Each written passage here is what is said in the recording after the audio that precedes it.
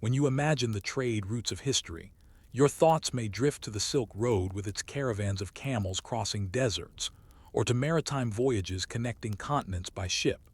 Yet tucked away in the mountains of southwest China, far from the grandeur of empires and the polished accounts of official historians, lay a quieter artery of exchange.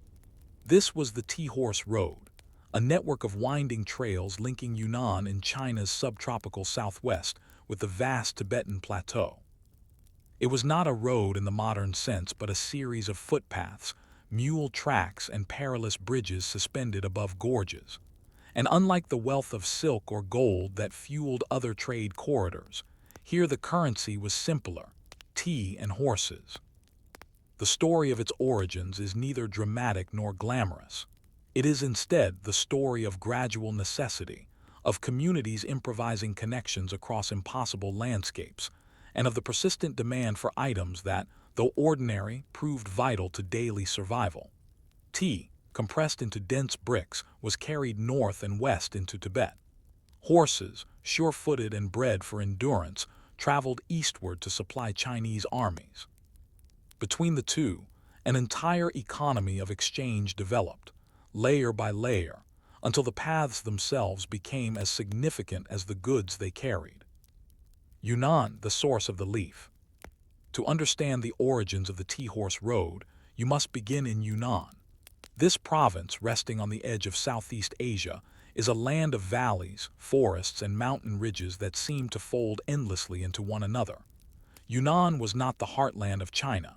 Rather, it was a periphery, a place where dozens of ethnic groups lived with little interference from imperial authorities until later dynasties pressed in. What it did possess, however, was tea. The climate of Yunnan's southern regions proved ideal for the tea plant. Here, broadleaf varieties thrived, their leaves larger and thicker than those cultivated elsewhere. Local peoples had consumed tea for centuries in ways that differed from the more refined customs that would later develop in Chinese courts. Leaves were picked, roasted, and compressed into cakes or bricks, which preserved the tea for long storage and transport. Unlike the loose leaves brewed in delicate cups in urban centers, this tea was rougher, darker, and stronger. When steeped, it produced a dense, earthy flavor that could be mixed with butter or salt, transforming it into a calorie-rich drink that sustained nomads and farmers alike.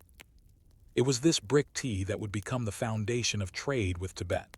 While Yunnan had tea in abundance, it lacked other vital resources, particularly strong horses. The tea produced there was not a luxury but a necessity: stimulant, nourishment, and comfort rolled into one. Over time, the demand for Yunnan's dark tea would stretch far beyond the valleys where it grew. Tibet, a land in need of tea. On the Tibetan plateau, the situation was reversed. Tibet possessed horses, hardy and adapted to high altitudes, but it did not grow tea. The climate was too cold, the air too thin, the soil too resistant.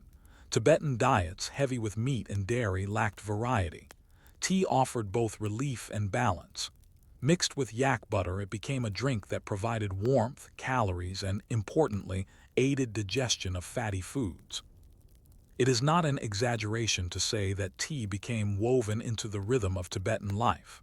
To wake without tea, to work without tea, to host guests without tea, all were unthinkable.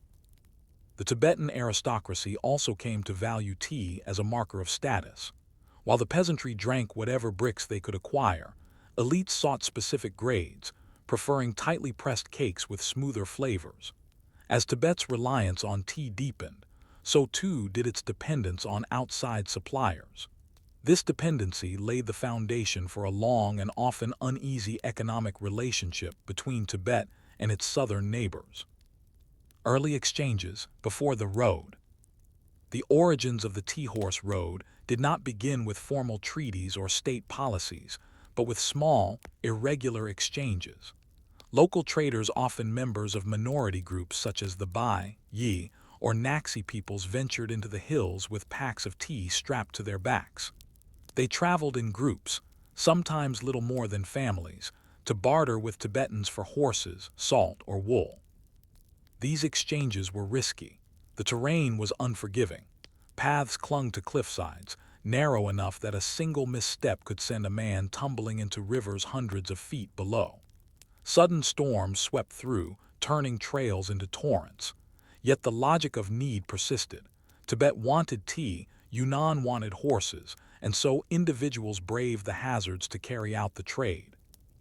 There was no single road at first, only a web of trails that shifted with conditions, local conflicts, or the rise and fall of small markets. Villages became waypoints, sometimes thriving when trade flowed and declining when it faltered. Over time, the route stabilized. What began as small-scale barter slowly coalesced into a more structured network. Horses for tea, the military dimension. If necessity built the first paths, politics widened them. By the Tang dynasty, 680–907 CE, Chinese rulers recognized the strategic importance of Tibetan horses. These animals, bred in high-altitude pastures, were stronger and more resilient than those raised in China's lowlands. Armies needed them for cavalry, and cavalry determined power. The Chinese state thus encouraged, and at times, enforced the exchange of tea for horses. Official tea-horse bureaus were established in later centuries, particularly during the Song, 961–1279 CE, and Ming 1368–1644 CE dynasties. Through these, the government regulated trade. Tea was provided from Yunnan and Sichuan in exchange for horses from Tibet and its border regions. But state involvement did not eliminate the challenges. The farther tea traveled, the more expensive it became, and smugglers thrived in the gaps between regulation and reality. Caravans operated both officially and unofficially, with muleteers and porters carrying bricks of tea along the same perilous trails as before. The tea-horse road, then, was never a uniform, paved route under state control. It was always a patchwork of state ambition and local improvisation. The shape of the trade. What did this trade look like in practice? Historical records and later travelers' accounts offer glimpses. Tea was typically compressed into bricks weighing between 1 and 5 kilograms. These bricks were wrapped in bamboo leaves or packed into baskets to protect them on long journeys. Porters often carried loads exceeding 60 kilograms, balancing the weight with a wooden frame strapped to their backs. The journey from Yunnan to Lhasa could take months, winding through jungles, across raging rivers, and over passes more than 4,000 meters high. Horses moved in the opposite direction. They were led in caravans, herded along the same narrow paths. At exchange points, often small market towns, tea and horses were traded under the watch of officials or negotiated in open-air stalls. In some places, a fixed ratio was set, a certain number of bricks for a horse. In others, barter depended on quality, supply, and demand. This exchange was not merely economic but cultural. Traders brought with them stories, songs, and customs. Languages mingled in the markets, where Tibetan, Chinese, and local dialects could all be heard. Religious ideas traveled as well, with Buddhism spreading along these same routes. Over centuries, the tea-horse road became more than a conduit for goods. It became a corridor of cultural blending. The slow birth of a road. By the time the tea-horse road had entered the consciousness of imperial chroniclers, it was already old. Yet even then, it remained more an idea than a single highway. The road branched in many directions. One route led from Yunnan into Tibet through Dali and Lijiang, another from Sichuan through Kangding. Together, these trails formed a loose network rather than a defined line. Still, to those who traveled it, the distinctions mattered little. For a porter carrying tea bricks or a soldier leading horses, the experience was defined not by imperial maps, but by the rhythm of steps, the weight on the shoulders, and the endless repetition of mountains and valleys. The tea-horse road did not emerge with fanfare, nor was it celebrated in grand poems as the Silk Road was. Its origins were quieter, built on necessity, persistence, and the stubborn resilience of people who carried burdens across landscapes that seemed determined to resist them. A question unresolved. When we look back at these early origins, one question lingers. How did such an ordinary exchange tea for horses, leaves for animals come to sustain centuries of connection between two of the world's most challenging landscapes? Was it merely survival that carved these paths, or was there something deeper in the way tea and horses together bridged cultures? If the first origins of the tea horse road were improvised, born of necessity, then its continuation was an act of endurance. You might picture this network of trails as something permanent, carved into stone like the Roman roads of Europe or the straight, measured lines of imperial highways in China's central plains. But the tea horse road was never so solid. It was fragile, shifting, and endlessly maintained by the feet of those who walked it. To call it a road at all is to borrow a word from more settled lands. In reality, it was a lifeline stretched across some of the most difficult terrain on Earth. The geography of the route explains everything. Yunnan lies in the foothills where the lowlands of Southeast Asia rise into the Tibetan plateau. Here, the great rivers of Asia carve their way through steep valleys, the Yangtze, the Mekong, the Salween, and countless others. Between them stand ridges of jagged peaks, each demanding to be climbed and crossed. For traders, this meant that no journey was straightforward. Every step forward carried with it the memory of the climb that had just been endured, and the anticipation of the descent that would follow. The tea horse road thus was not one road but many. Traders chose routes based on season, safety, and circumstance. Heavy rains in the monsoon months washed out certain paths, forcing caravans onto higher ridges. Winter snow made high passes impassable, pushing trade into valleys where swollen rivers blocked crossings. Each journey required calculation, patience, and often a willingness to risk death in order to deliver a cargo of tea. Porters, muleteers, and the burden of trade. At the heart of this trade were not emperors or aristocrats but ordinary laborers. Porters, often peasants from Yunnan's villages, were the human engines of the tea horse road. With no wheeled vehicles possible on such terrain, every brick of tea had to be carried on a back, or loaded onto the pack saddle of a mule or yak. A single porter could carry astonishing weights. Contemporary accounts describe men bent double beneath loads of up to 100 kilograms, supported by wooden frames tied with rope. To manage such burdens, porters used walking sticks and leaned into the slope with each step. They moved in teams, their pace slow but steady. When exhaustion set in, they rested by perching their frames on stones carefully placed along the route for that very purpose. These resting stones, scattered along the path, became as essential to the journey as the porters themselves. Payment was meager. Porters earned just enough to support their families, sometimes receiving tea as part of their wages. Yet the work was steady, and for many, it was the only livelihood available. Entire communities grew dependent on the rhythm of trade, their survival tied to the endurance of men who walked the mountains with bricks of tea strapped to their backs. Muleteers, by contrast, managed caravans of animals. Mules were prized for their sure footing and ability to carry heavier loads than men, though they too required constant care. A mule caravan might stretch for dozens of animals, each tied to the next, winding like a living chain across the landscape. Bells hung from their necks, their soft ringing echoing through valleys, a sound as familiar to the mountains as the rushing of rivers or the call of birds. Towns that grew from trade. The tea horse road did not exist in isolation. Around it grew towns that flourished as waypoints, their fortunes tied to the ebb and flow of caravans. Places like Dali, Lijiang, and Kangding became famous for their markets, inns, and temples.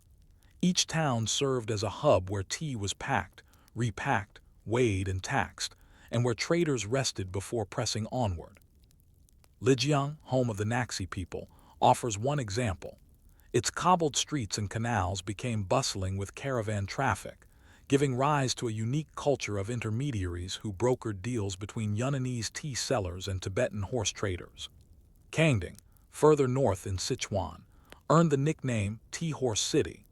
its streets crowded with stalls where bricks of tea changed hands in exchange for horses that would eventually serve Chinese armies. These towns were not glamorous.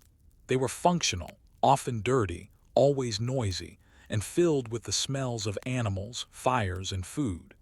Yet they represented the beating heart of the Tea-Horse Road, the points where mountains gave way to markets, and where cultures mingled in ways that might not have occurred otherwise. Cultural exchanges along the road. Trade is never only about goods. With every caravan, stories, songs, and beliefs traveled as well. The Tea-Horse Road became one of the main arteries through which Buddhism spread from India, through Yunnan and Sichuan, into Tibet and beyond. Monks traveled alongside merchants, carrying not bricks of tea but manuscripts, relics, and teachings. Temples along the road became not only spiritual sanctuaries, but also practical shelters for travelers. Art, too, flowed along the route. Tibetan thankas, Chinese porcelain, and local crafts were exchanged in the markets. Musical instruments and melodies traveled with traders, influencing local traditions. Languages intermingled, producing pockets of multilingualism where Mandarin, Tibetan, Naxi, Bai, and Yitongs could all be heard in the same marketplace. This cultural exchange was subtle, often unnoticed in its time.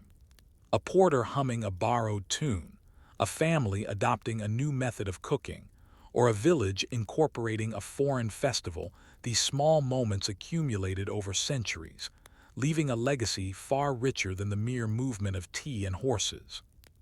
The risks and dangers. Yet the Tea-Horse Road was never safe. The mountains themselves were the first danger. Landslides swept away paths, bridges collapsed, and sudden snowstorms trapped entire caravans. Crossing a single river might involve a terrifying rope bridge strung between cliffs, swaying above torrents of water. Many fell. Many never returned. Bandits posed another risk. Isolated paths made caravans easy targets. Traders often traveled in armed groups, hiring guards to protect their goods. Entire regions gained reputations for danger, forcing caravans to take longer routes in order to avoid ambush. Disease also haunted the road. In the damp lowlands of Yunnan, malaria weakened porters, while in the high altitudes of Tibet, altitude sickness and exposure took their toll. Few who traveled the road remained untouched by hardship. And yet the flow of trade continued, year after year, generation after generation. State control and the Tea-Horse bureaus. By the Song dynasty, the Chinese state had recognized the strategic importance of controlling this trade. Tea was declared a state monopoly, its production and distribution regulated by officials. Tea-Horse bureaus were established in frontier towns, tasked with overseeing the exchange of tea for horses. In theory, the system was simple. The government provided bricks of tea to traders, who delivered them to Tibet in exchange for horses, which were then handed over to the Chinese military. In practice, corruption, smuggling, and local improvisation made the system anything but simple. Officials skimmed profits, traders evaded taxes, and communities found ways to continue informal exchanges outside official oversight. Still, the very existence of the Tea-Horse bureaus demonstrates the extent to which this once local trade had become a matter of imperial importance. A drink once confined to mountain villages had become the fuel for cavalry regiments, shaping military campaigns and frontier policy. The ordinary and the extraordinary. The Tea-Horse Road was extraordinary not because it was grand, but because it was ordinary. Unlike the Silk Road, whose caravans carried luxuries for elites, the Tea-Horse Road carried necessities. Tea for Tibetans was as essential as bread for Europeans or rice for Chinese farmers. Horses for Chinese armies were as vital as iron or salt. The people who sustained this trade were not wealthy merchants but ordinary men and women.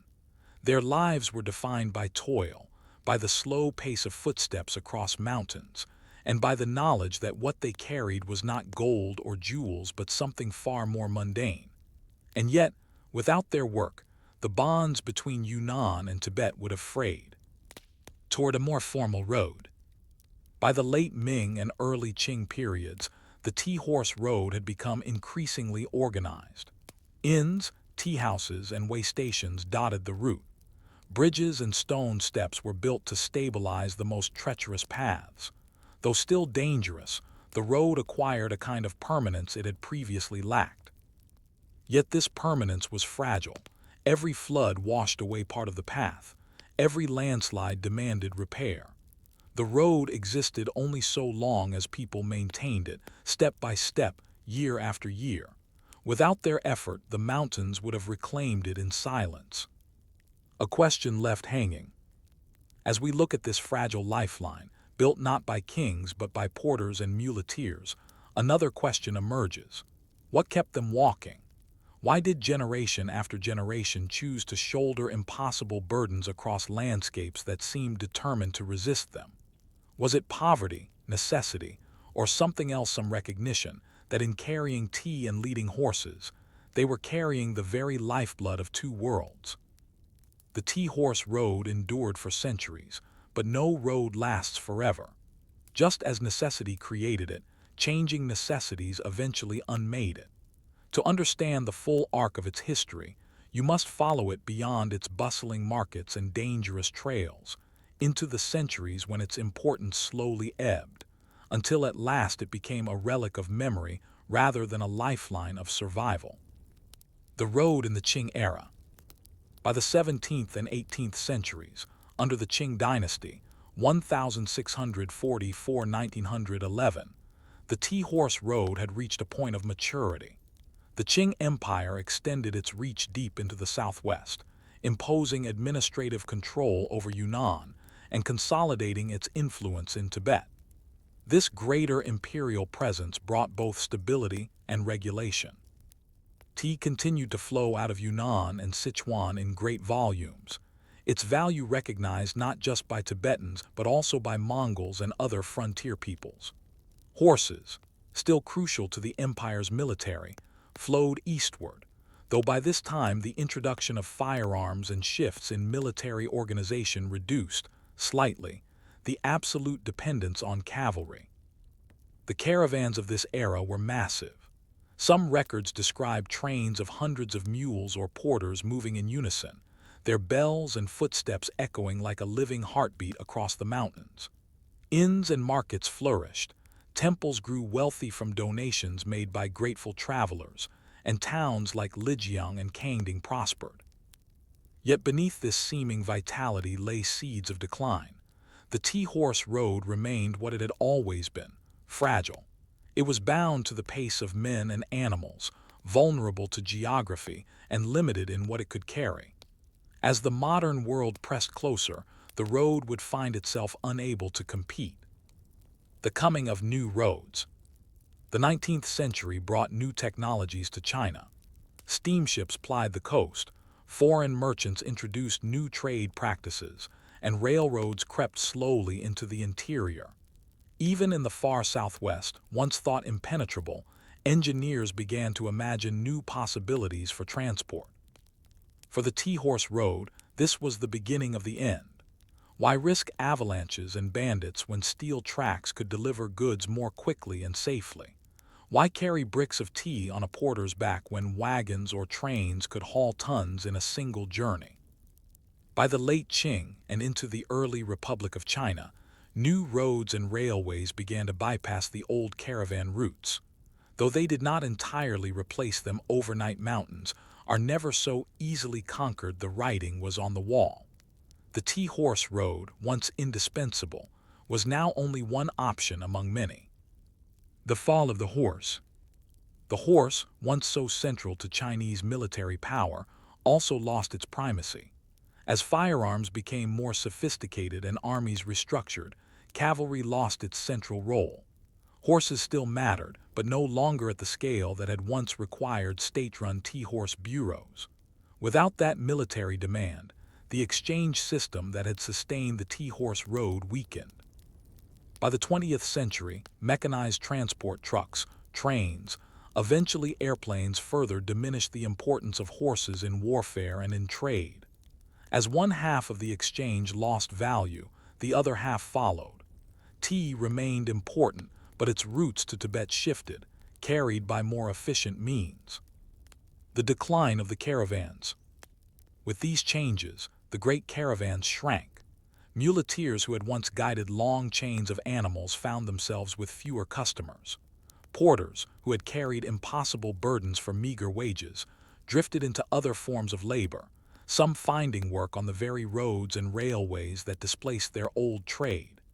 Inns along the route emptied, markets quieted, and the constant ringing of mule bells faded from the valleys. Some routes persisted into the mid-20th century, especially in the most remote stretches where modern infrastructure arrived late. But the heyday of the Tea-Horse Road was over. What had once been a lifeline between Yunnan and Tibet became instead a memory, preserved in stories told by elders who remembered the long caravans of their youth. The road remembered. Even as it declined, the Tea-Horse Road left a mark that could not be erased. The towns it once sustained did not vanish, even if they changed. Lijiang, for example, evolved from a caravan hub into a cultural center, eventually becoming a UNESCO World Heritage Site. Kangding, though less central today, still bears the memory of its role as a tea-horse city. Cultural exchanges also endured. The spread of tea drinking into Tibetan life never reversed. Butter tea remains a staple of Tibetan households today. Buddhism, carried along these same routes, left monasteries and traditions that still stand. Languages, customs, and even songs that once mingled in caravan markets remain traces of the road's long life. Archaeologists and historians have pieced together its legacy from fragments. The remains of caravan inns, the carved stones that served as porters' resting places, the faded records of tea-horse bureaus. In these remnants, the story of the road lives on, even if its footsteps have faded from the mountains themselves. The road as a reflection. What does the Tea-Horse Road teach us? In one sense, it shows the power of the ordinary. Unlike the Silk Road, whose caravans carried luxuries for kings and merchants, the Tea-Horse Road was built on necessities: tea for daily sustenance, horses for military survival. It was not glamorous, but it was essential. Its endurance for centuries demonstrates how much of history is shaped not by spectacular events, but by the slow, quiet persistence of ordinary needs. It also reflects the resilience of human communities. To carve a trade network through some of the most difficult terrain on Earth required not genius but determination. Porters, muleteers, monks, and market sellers sustained it with their daily labor, proving that even in places where geography seemed to forbid connection, people found ways to link their lives. And finally, the road stands as a reminder of impermanence. No trade route lasts forever. What is vital in one century may be obsolete in the next. The Tea-Horse Road carried goods, stories, and people for nearly 1,000 years, and then, almost quietly, it disappeared.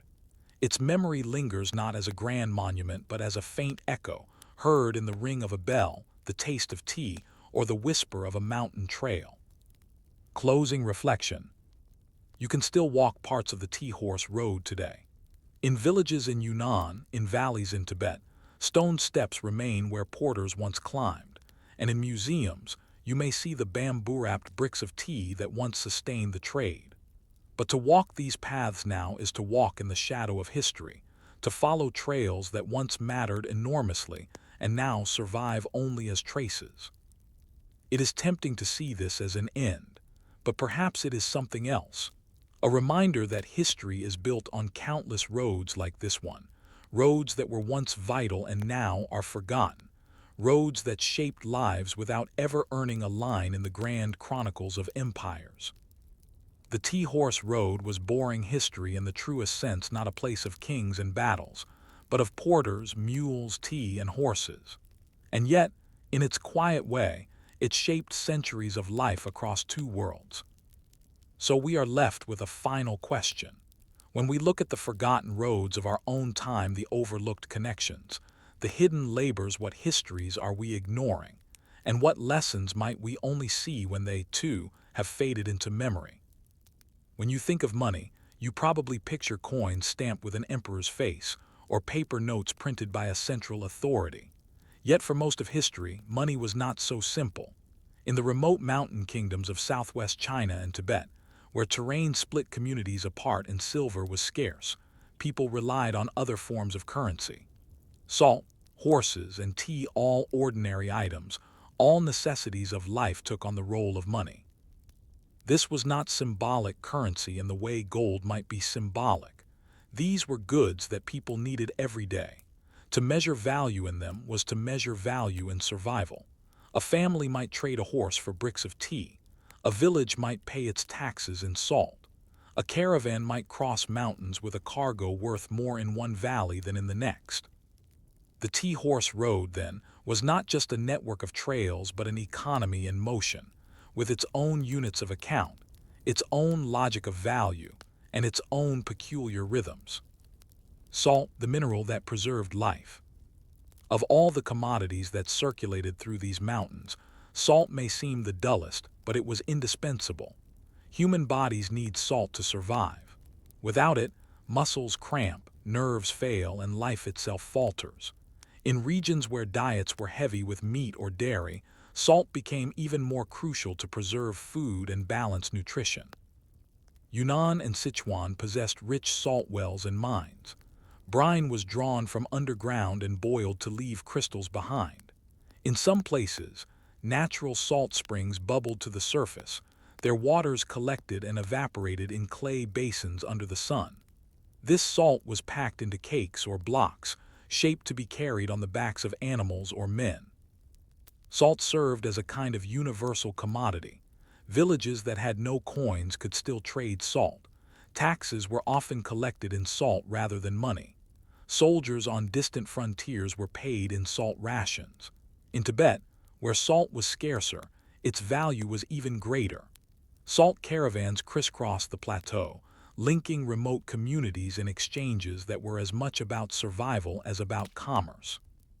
In this way, salt became not just a seasoning but a currency. A handful of salt could purchase labor. A block of salt could secure loyalty.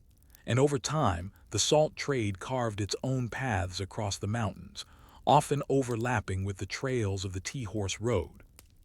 Horses, power on four legs. If salt sustained the body, horses sustained power. In an age when armies depended on cavalry, horses were the engines of warfare. But not all horses were equal. The horses bred on the Tibetan plateau were especially valued. Their lungs were strong, adapted to high altitudes, and their legs were sturdy enough to handle rough terrain. Chinese armies coveted them. For centuries, the exchange of tea for horses defined the relationship between Tibet and China. Entire bureaus were created to regulate it. The logic was simple. China had tea, Tibet had horses, and both needed what the other could provide. But beneath this simple exchange lay a complex economy. A single horse might be valued at dozens of bricks of tea. The exact ratio varied with quality, supply, and demand. During times of war, horses grew more valuable, and tea prices rose accordingly. In peacetime, the exchange loosened. Smugglers often slipped between official channels, trading tea for horses outside state control. For Tibetans, horses were more than trade goods. They were symbols of prestige, markers of wealth, and essential for herding life on the plateau. For the Chinese, they were tools of empire, necessary for guarding borders and maintaining military strength. The value of the horse, then, was measured not only in tea bricks but in survival of entire states. Tea, the leaf that became currency. If salt preserved life and horses defended it, tea nourished it. In Yunnan, tea was abundant, grown in the humid valleys where broadleaf plants flourished. But in Tibet, tea was a necessity that could only be obtained through trade. Tea in Tibet was rarely consumed plain. Instead, it was mixed with butter, salt, and sometimes flour, becoming a thick drink that provided both warmth and calories. In a land where vegetables were scarce and diets heavy in yak meat, tea balanced digestion. It was medicine, comfort, and daily sustenance rolled into one. Because tea was indispensable, it became currency. Bricks of tea were measured and exchanged in markets, their value standardized by weight and grade. Some tea bricks bore official seals, guaranteeing quality and preventing fraud. Others circulated informally, passed hand to hand like coins. The portability of tea made it particularly suited for currency. Compressed bricks could be stacked, stored, and carried long distances without spoiling. Unlike silver, which required mines and minting, tea could be grown and processed locally. Unlike grain, it did not rot quickly, and unlike horses, it could be divided into small units. In effect, tea became the coinage of the mountains, a coin that could be brewed into a meal. The logic of mountain currencies. Salt, horses, and tea shared one quality: they were necessities. This gave them a stability that abstract currency often lacked. When silver fluctuated in value, salt remained salt, tea remained tea, and a horse remained a horse.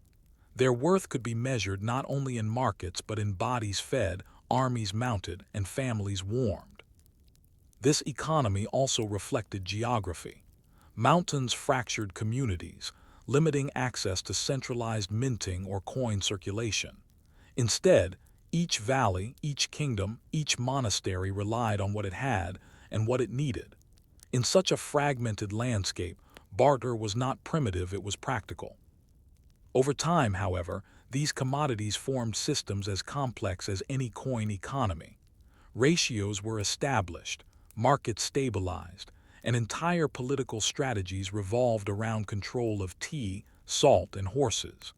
What seems quaint to us today was, in its own time, the engine of survival. The state's hand in commodity money. Imperial China recognized the importance of these mountain currencies. As early as the Tang and Song dynasties, officials attempted to control tea production and restrict its sale to Tibet, ensuring that trade passed through official channels. By monopolizing tea, the state could dictate the exchange rate for horses, thereby strengthening its cavalry. Salt, too, was declared a state monopoly, one of the most lucrative in Chinese history. Taxes on salt funded armies, built canals, and filled imperial coffers.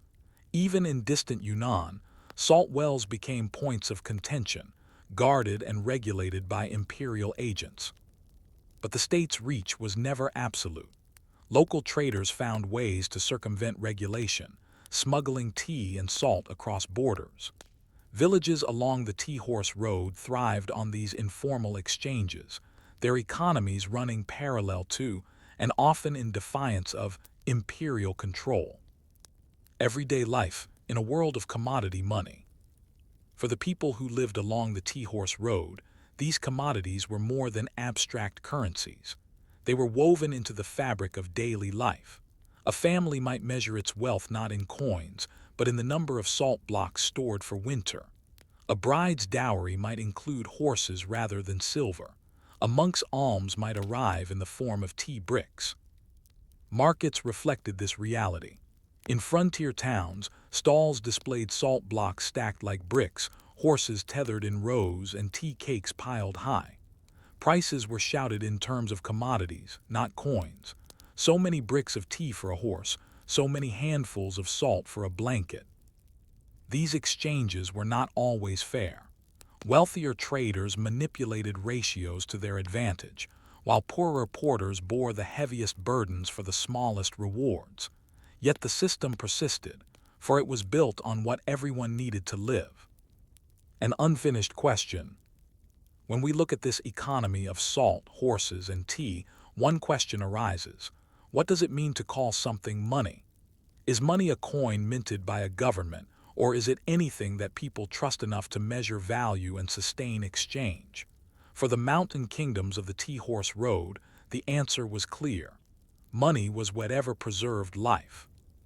If salt, horses, and tea were the currencies of the mountains, then their circulation required systems, rules, regulations, and structures that gave them order. These systems were not always consistent, nor were they always fair, but they reveal the ways in which communities, kingdoms, and empires tried to make sense of a world without coins. Unlike the silver or copper coins minted in China's imperial centers, commodity currencies depended on geography and necessity. Salt's value shifted depending on how far a community stood from the nearest mine or spring. Horses were worth more in wartime, less in peace. Tea bricks fluctuated in value depending on their grade and the scarcity of supply. To manage this instability, societies along the Tea Horse Road developed systems that were both formal and informal, regulated by officials and improvised by markets. Exchange ratios, tea for horses. At the heart of the Tea Horse Road was the exchange of tea for horses. The state recognized early on that horses were vital for frontier defense, and thus it created official tea horse markets, where exchange ratios were set. A single Tibetan horse might be valued at 30 to 50 kilograms of tea, depending on its age, health, and breed. Strong cavalry horses fetched higher prices, while pack animals were valued less. Officials kept detailed records of these exchanges, tallying how many horses entered state service and how much tea left government warehouses. But in practice, ratios were never fixed. Local traders and smugglers constantly undercut official rates.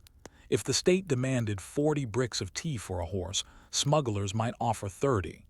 Tibetans, seeking more favorable deals, often preferred the unofficial trade, even if it carried risks. This constant tension between official regulation and underground exchange shaped the Tea Horse Road's economy. The state could declare policies, but the mountains belonged to those who walked them, and the real exchanges often occurred in shadow markets, whispered in the alleys of caravan towns. Salt taxes and state revenue. Salt was another arena where the state intervened. Since ancient times, Chinese governments had treated salt as a monopoly, recognizing that it was both essential and highly profitable. By controlling salt wells and taxing its production, dynasties filled their treasuries. In Yunnan and Sichuan, salt taxes supported not only local garrisons, but also the broader military needs of the empire. Villages were required to purchase state salt at fixed prices, even when cheaper local sources existed.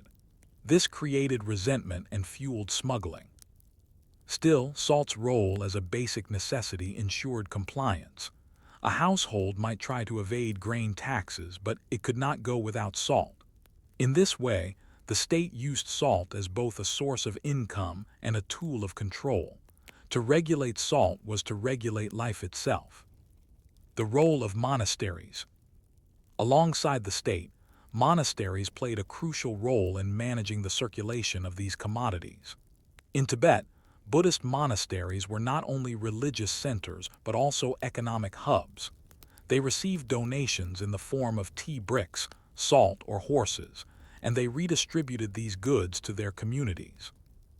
Monks often acted as intermediaries in trade. A caravan might deliver tea bricks to a monastery, which would then pass them on to local villages in exchange for wool, butter, or labor. In this way, monasteries stabilized local economies, providing both material support and moral legitimacy to the trade. For travelers, monasteries were also safe havens. A porter carrying a heavy load of tea might rest in a monastery courtyard, receiving food and shelter in exchange for a portion of his goods. In the dangerous landscape of the Tea Horse Road, such sanctuaries were as valuable as any market. Local markets and informal barter. Despite the presence of state bureaus and monasteries, much of the trade along the Tea Horse Road remained informal. Local markets were vibrant spaces where commodities functioned as currency in ways that bypassed official systems. In a market square, a villager might trade wool for tea, salt for grain, or butter for cloth. Values were negotiated face to face, guided by custom, reputation, and necessity rather than written contracts. Trust mattered as much as weight. A trader known for honesty could command better terms than one with a reputation for deceit. These markets were noisy, crowded, and alive with barter. Women often played central roles, managing household exchanges, and ensuring their families secured enough tea and salt to last through the winter. Children learned early to recognize the feel of a good tea brick or the taste of high-quality salt, for survival depended on such knowledge. The hidden costs of barter. Yet this system of commodity money was not without its costs. Porters bore the brunt of transporting goods, their bodies bent beneath impossible loads. Families in tea-producing regions often labored long hours in the fields for little reward, as much of the profit was absorbed by traders, officials, or warlords. Salt taxes, though lucrative for the state, burdened poor households disproportionately. For those living far from production centers, the cost of transport made salt a luxury, even though it was a necessity. In some regions, entire communities suffered from shortages when caravans were delayed or intercepted. These hidden costs remind us that the tea-horse roads economy was not an idol of fair exchange. It was a system built on inequality, sustained by the endurance of those at the bottom of the chain. Commodity money versus coin money. How did these systems compare to coin economies elsewhere? In many ways, commodity money was more stable. Silver and copper coins could be debased, their value manipulated by states or undermined by counterfeiting. Tea, salt, and horses, by contrast, had intrinsic value. Their worth was tied directly to human survival. But commodity money was also less flexible. It was heavy, difficult to transport in large quantities, and impossible to divide into precise units. A horse could not be cut in half to make change. Tea bricks varied in size and quality. Salt blocks dissolved or crumbled. As long as mountain kingdoms remained isolated, these limitations mattered little. But when coin economies began to penetrate the region through expanding imperial networks and foreign trade, commodity money began to appear clumsy and outdated. The very qualities that once made it essential now marked it for decline. The politics of control. Control of tea, salt, and horses was not only economic but political. Whoever controlled the flow of these commodities controlled the region. Warlords, bandits, and local chiefs all fought to dominate key routes. In some cases, entire villages were forced into loyalty through control of salt supplies. In others, alliances were forged by the gift of horses or the distribution of tea. Political power in the mountains was inseparable from economic power, and economic power was inseparable from these basic commodities. For the Chinese state, this was both an opportunity and a challenge. By monopolizing tea and salt, it could extend its reach into frontier regions. But the further the road stretched, the more it depended on local intermediaries. Power was always shared, negotiated, and sometimes lost in the shadows of the mountains. An unfinished question. Looking at these systems of exchange, one cannot help but wonder, did salt, horses, and tea truly serve as currencies, or were they something else, a blend of necessity, barter, and politics that defies our modern categories of money? Were these mountain economies primitive, or were they simply different, reflecting a logic of survival that made perfect sense in their time and place? Every economy changes. Systems that once seemed natural and eternal eventually give way to new practices, driven by technology, politics, and necessity. The economy of salt, horses, and tea was no exception. For centuries, these commodities sustained mountain kingdoms, serving as money, barter, and lifeline. Yet over time, their role as currency declined. The reasons for this decline tell us as much about the broader shifts in Chinese and Tibetan history as they do about the road itself. The rise of coin and paper. By the late Ming dynasty and into the Qing, coinage and, eventually, paper money spread more widely into Yunnan and the Tibetan borderlands. Silver, in particular, became the standard currency of the Qing Empire, driven by the inflow of silver from global trade with Spain and its American colonies. Silver taels, measured by weight rather than stamped into coins, became the backbone of taxation, trade, and state finance.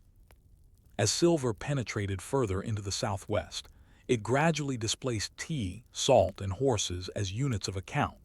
Markets that once shouted prices in terms of bricks or blocks began to reckon in silver. Official records that once tallied tea bricks as tax payments began to note silver equivalents. The old currencies did not vanish overnight, but their primacy eroded, step by step, as silver became the standard. Paper money, introduced earlier in the Yuan dynasty, played a smaller role in frontier regions, but by the 19th century, the influence of cash economies was unmistakable. Commodity currencies remained practical in local barter, but they were no longer the measure of wealth across the wider empire. The decline of the horse. At the same time, the horse lost its central place in military and political life. Firearms and artillery, increasingly important from the 17th century onward, reduced the dominance of cavalry. Armies still used horses for transport and mobility, but no longer depended on them in the same way. As cavalry became less decisive in battle, the military demand that had once sustained the tea-horse exchange weakened. State-run bureaus declined in importance, eventually closing altogether. Without the need for thousands of horses, tea lost its role as an official currency of exchange. This did not mean horses ceased to matter.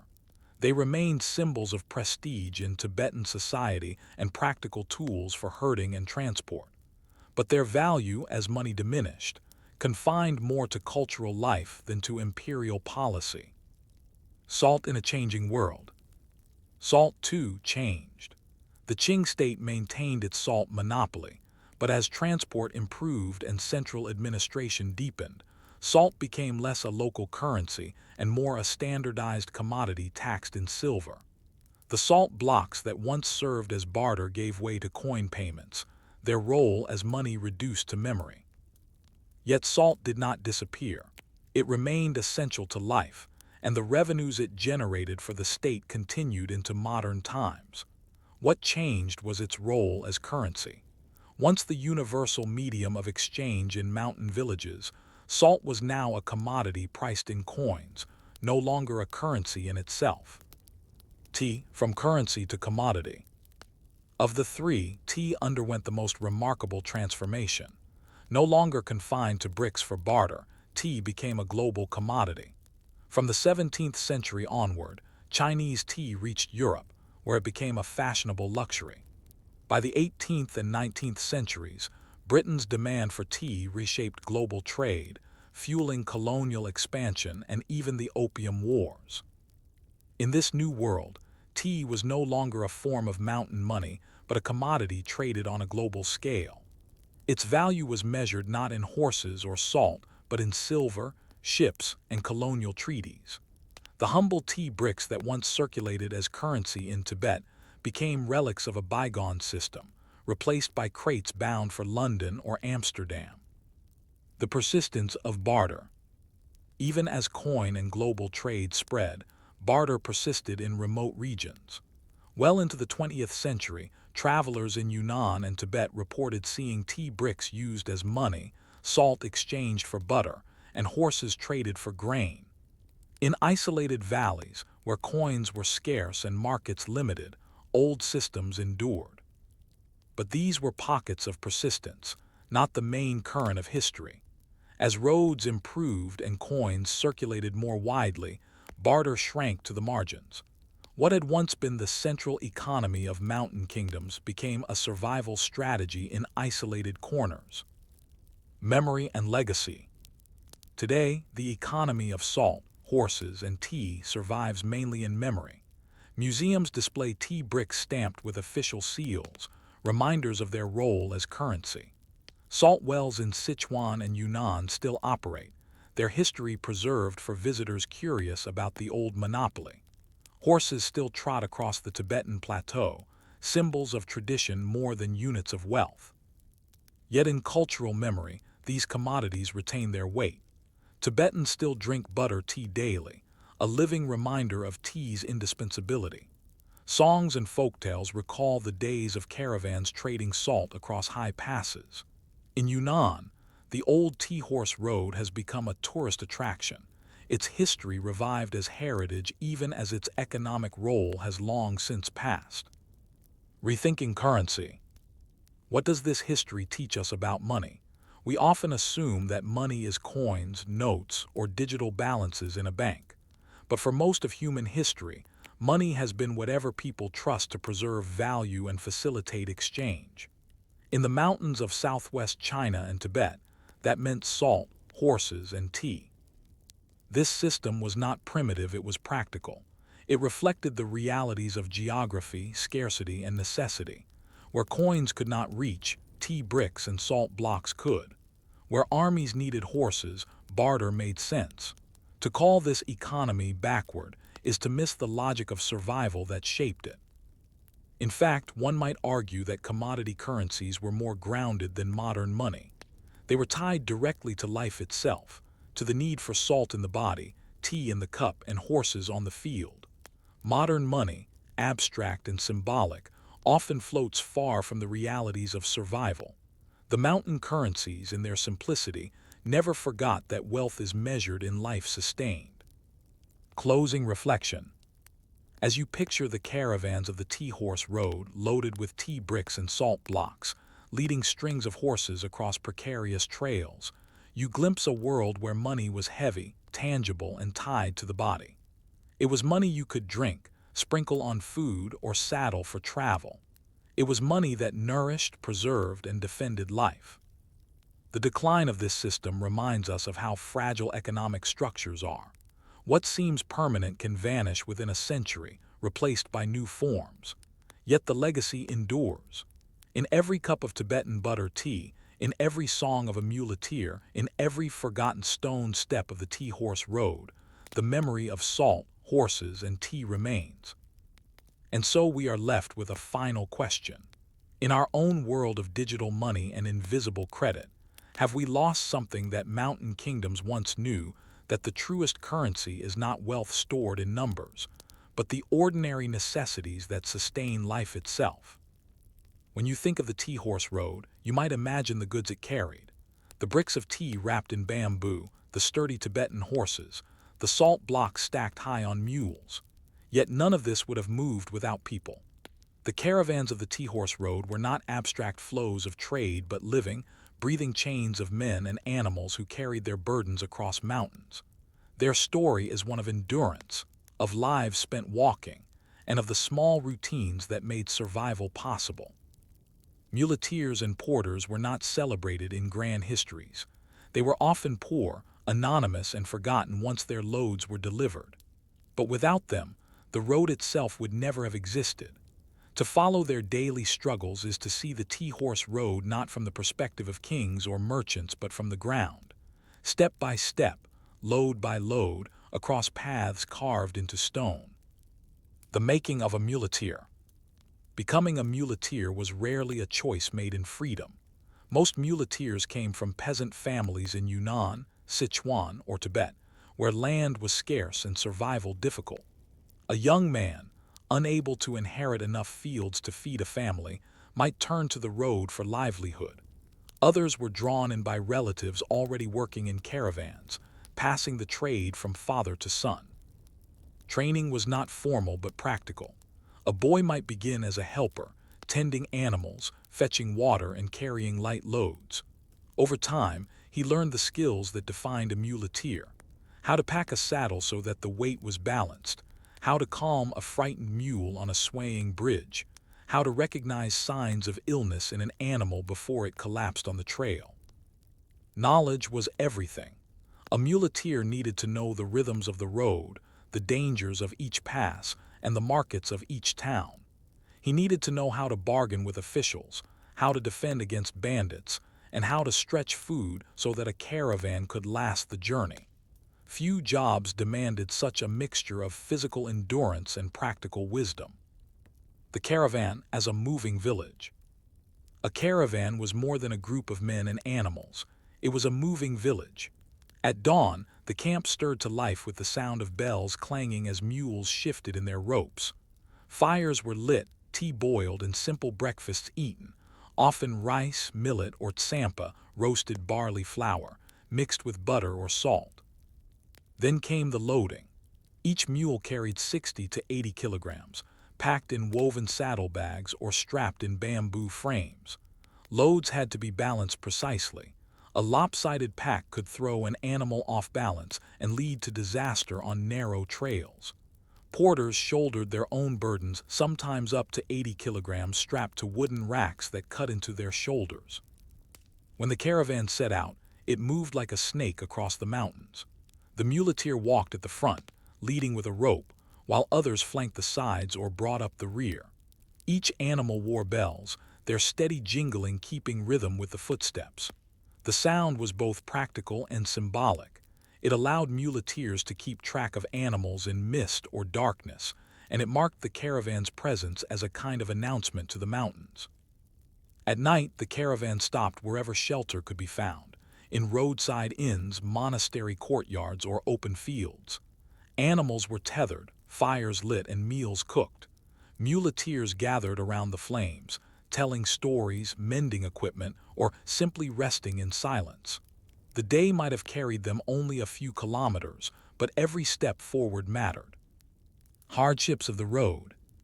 The daily struggles of caravan life were many. Weather was relentless. Rain turned paths into mud, snow buried trails, and wind bit into faces with icy force. Animals stumbled and fell. A single lost mule meant a load lost to the abyss below. Bandits lurked in narrow valleys, attacking small caravans or demanding tolls. Muleteers armed themselves with knives or spears, but defense was often more about caution than combat, traveling in larger groups, avoiding known danger zones, and relying on monasteries or towns for protection. Illness was constant. Porters strained under heavy loads, their backs bent, their shoulders bruised. Malaria struck in low valleys, altitude sickness on high passes. Food was monotonous and scarce, often just enough to keep men moving but never enough to satisfy hunger. Many muleteers carried scars, missing fingers from frostbite or bent spines from years of carrying weight. And yet, despite the hardships, caravans continued. For many families, the wages of a muleteer were the only source of income. The road demanded sacrifice, but it also offered survival. The social life of the caravan. Though difficult, caravan life was not without its bonds. Muleteers developed strong camaraderie, forged in the shared struggle of the road. Songs were sung to keep spirits high, their lyrics often simple refrains about tea, home, or the mountains. Jokes and tales circulated by the fire at night, reminding men that hardship could be endured together. Rituals also played a role. Before crossing dangerous passes, muleteers offered prayers, burning incense or scattering barley flour to appease mountain spirits. Superstition mixed with religion. A mule stumbling might be read as a sign to rest, a sudden storm as punishment for neglecting ritual. These practices gave meaning to toil. They transformed a caravan from a mere chain of labor into a community with traditions, beliefs, and shared identity. The invisible families. Behind every muleteer stood a family waiting at home. Wives managed households in their husband's absence, tending fields, raising children, and hopping for safe returns. Some families saw their men gone for months, even years, depending on the length of the journey. Letters were rare, news traveled slowly, and absence became part of life. Children grew up watching fathers leave with caravans, uncertain when they would return. Some followed them onto the road, continuing the cycle. Others turned away, seeking different livelihoods when opportunities arose. For many villages, however, caravan work was the only option, binding families to the rhythm of the T-horse road across generations. A question left hanging. When we picture these caravans, the muleteers trudging step by step with loads heavier than their bodies, the question arises: what did it mean to live a life spent walking? Was this endurance simply survival, or did the muleteers find a sense of dignity in their toil, knowing that without them, the lifeline of tea and horses would have collapsed? Caravans may have been the backbone of the T-horse road, but they did not move in isolation. The daily lives of muleteers were interwoven with a broader network of inns, markets, monasteries, and seasonal rhythms that sustained the trade. To understand caravan life fully, you must step beyond the trail itself and into the hidden systems that made survival possible. Inns and tea houses. Scattered along the Tea-Horse Road were countless inns and tea houses, humble structures that provided rest and refreshment for weary travelers. These were rarely grand establishments. Many were nothing more than mud brick houses with straw roofs, a stable attached to one side, and a single smoky room where meals were served. Yet for muleteers, such places were havens. After days of walking in rain or snow, the sight of an inn meant warmth, food, and safety. Meals were simple: bowls of rice or millet in Yunnan, roasted barley and butter tea in Tibet. Prices varied with altitude and distance from supply centers. The farther into the mountains, the more expensive the food. Tea houses, meanwhile, became social centers. A pot of steaming tea could be shared among travelers, who exchanged news, gossiped about bandit sightings, or negotiated small trades. Deals were struck in these smoky rooms, sometimes sealed with nothing more than a nod and a shared bowl. For muleteers, who often lived on the road for months, tea houses provided not just sustenance but connection, a reminder that they were part of a larger community. Monasteries as shelters. Beyond inns, monasteries played a vital role in sustaining caravans. Scattered across Tibet and the borderlands, monasteries were more than religious centers. They were nodes in the economic life of the region. Caravans often paused at monasteries, where muleteers could find shelter in courtyards and animals could rest in nearby fields. Monks provided food and sometimes even medical care, in exchange for donations of tea or salt. In return, muleteers participated in rituals, offering prayers for safe passage. Monasteries also served as mediators. In disputes between caravans, monks might step in to resolve conflicts. In regions plagued by banditry, monasteries sometimes organized protection or acted as neutral grounds where even enemies could rest without fear. For many muleteers, monasteries were the closest thing to a guarantee of safety in an otherwise uncertain world. The seasonal rhythms of travel. Caravan life was dictated by the seasons. Summer monsoons turned trails into rivers of mud, while winter snow buried high passes. Spring and autumn were the main travel seasons, when weather was harsh but manageable. Muleteers planned routes carefully around these rhythms. A delay could mean disaster. To be trapped on a high pass by an early snow was to risk death for both men and animals. To leave too late in the season meant swollen rivers and impassable bridges.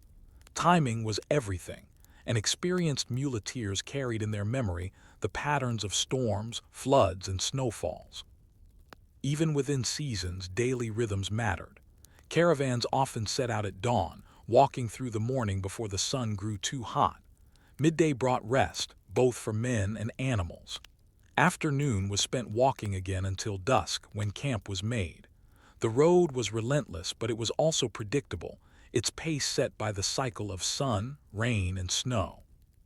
Tools and equipment of the road. The life of a muleteer depended on simple but essential tools. Saddles and harnesses had to be sturdy, ropes strong, and bells tuned to carry sound across valleys. Each mule carried not only its load, but also the equipment needed to secure it: bamboo frames, leather straps, and woven baskets. Porters carried wooden frames known as bayan dan, strapped across their backs with loads tied securely. To manage the weight, they used long poles or sticks, leaning on them like third legs as they climbed. Many carried knives, not only for protection but for daily tasks: cutting rope, preparing food, or carving resting stones into shape. Clothing was practical rather than decorative. Layers of wool or hemp protected against cold, while straw sandals or simple leather shoes endured endless wear. Hats and scarves shielded faces from sun and wind. Nothing was wasted. Every item carried had to justify its weight. The role of women in caravan life. While muleteers were predominantly men, women played a crucial supporting role. In caravan towns, women managed inns and tea houses, sold food to travelers, and sometimes worked as traders themselves. Wives of muleteers maintained households in their husbands' absence, stretching meager incomes to feed children and elders. In some communities, women joined caravans, especially in supporting roles, cooking, tending animals, or carrying lighter loads. Their presence added another layer to the social life of the road, though records often understate their contributions. Without women's labor in markets, homes, and sometimes on the trail itself, caravan life would not have been possible. Dangers in the supporting world. Even in towns and monasteries, muleteers faced dangers. Prices could be extortionate in remote inns, draining already thin wages. Thieves lurked in marketplaces, ready to snatch tea bricks or valuables. In some regions, corrupt officials extracted bribes, turning checkpoints into barriers rather than protections. Disease also spread quickly in crowded inns and tea houses. Lice, fleas, and intestinal illnesses plagued travelers who had little choice but to share bedding and bowls with strangers. The supporting world of the road sustained caravans, but it also amplified their hardships. The caravan economy. Behind the daily struggles of muleteers was a larger economy that depended on them. Entire towns grew rich on caravan traffic, collecting taxes, selling supplies, and providing services. Monasteries flourished on donations of tea and salt. Local farmers found markets for their grain and livestock through caravans. For muleteers themselves, however, the rewards were meager. Wages were low, often consumed by the very inns and tea houses where they stayed. Many ended journeys with little to show but the ability to set out again. Their labor supported a vast economy, but the wealth flowed upward, leaving muleteers with only survival. An unfinished question. When we look at this supporting world, inns, monasteries, markets, we see a system that sustained muleteers but also exploited them. Was caravan life a community of mutual support, or was it a hierarchy where muleteers bore the burdens so that others could profit? For centuries, the muleteers of the tea-horse road trudged step by step across mountains, carrying the weight of trade on their shoulders. Yet no road lasts forever, and no way of life remains unchanged. Just as the commodities they carried shifted in value, so too did the role of the muleteer. Their decline was gradual, marked by the arrival of new technologies and the slow fatting of the road itself. But their memory lingers, a reminder of how much history depends on ordinary lives lived in hardship. The road in transition. By the late 19th century, caravans were still a common sight along the tea-horse road, but change was coming. Railways, though slow to reach Yunnan and Tibet, began to alter the geography of trade. Where once only human feet and animal hooves could carry loads, now steel tracks promised faster, cheaper transport. Roads suitable for wheeled carts followed. By the early 20th century, trucks began to appear, their engines replacing the rhythm of bells and footsteps. At first, these new forms of transport operated only in limited regions. But every mile of road built and every train that steamed forward reduced the need for muleteers. The old caravans adapted as best they could. Some muleteers shifted to shorter routes, carrying loads where machines could not yet reach. Others became guides, leading travelers or traders through areas still inaccessible to vehicles. Yet the writing was clear. The days of long-distance caravans were numbered. The decline of the profession. For muleteers themselves, the decline was painful. Many had no other skills. Their entire lives had been spent walking the road, loading animals, and managing caravans. When the caravans dwindled, they faced poverty. Some returned to farming, scraping survival from small plots of land. Others found work on the very construction projects, railways, roads, and bridges that had displaced them. Families that had depended on caravan wages for generations struggled to adapt. Inns along the route emptied, tea houses closed, and towns that had once thrived on mule traffic shrank into obscurity. The social fabric of caravan life unraveled, leaving behind fragments of memory and stories told by elders. By the mid-20th century, large-scale caravans were rare. In remote valleys, muleteers continued their work into the 1950s and 1960s, but these were shadows of the past, their loads smaller, their routes shorter. The profession that had once sustained entire regions became little more than a relic. The invisible legacy. Yet even as their way of life declined, the muleteers left a legacy that cannot be erased. Without them, the tea-horse road would never have functioned. Their labor connected Yunnan's tea fields to Tibet's monasteries, carried salt and wool across impossible terrain, and kept markets alive in towns and villages. The cultural exchanges that flowed along the road, songs, stories, religious ideas were carried in the mouths and memories of muleteers. Their footsteps wore the stone steps smooth. Their resting stones remain scattered along the trail, and their bells still hang in monasteries as relics. The legacy of the muleteers is not found in monuments or official histories, but in the invisible threads they wove between communities. They were, in many ways, the anonymous builders of cultural bridges. The muleteer in memory and story. In folktales and songs, muleteers appear as figures of endurance and resilience. Some stories portray them as tricksters, outwitting bandits or corrupt officials. Others cast them as tragic heroes, sacrificing their health and lives for meager pay. Songs sung along the road often carried simple refrains about longing for home, about the endless weight of tea bricks, about the dangers of rivers and mountains. These songs, passed down through generations, preserved the voices of those who might otherwise have been forgotten. Today, in some villages of Yunnan and Tibet, elders still remember fathers or grandfathers who walked the road. Their stories, though fading, keep alive the memory of what caravan life once meant. The road without the muleteers. With the disappearance of caravans, the tea-horse road itself changed. Paths once alive with bells and footsteps grew silent. Vegetation reclaimed trails, bridges collapsed, and inns fell into ruin. In some places, stone steps remain, worn smooth by centuries of feet, but they now serve tourists rather than traders. The road without muleteers is not the same road. It is a ghost of its former self, a physical trace of an economy and way of life that has vanished. To walk it today is to walk in the shadow of labor that once sustained entire regions. Reflection on ordinary lives. The story of the muleteers is in many ways the story of ordinary people in history. They left few written records, few names, few monuments. They were exploited, underpaid, and forgotten by the powerful. Yet without them, trade would have collapsed, armies would have weakened, and cultures would have remained isolated. This tension between invisibility in the historical record and indispensability in reality defines much of human history.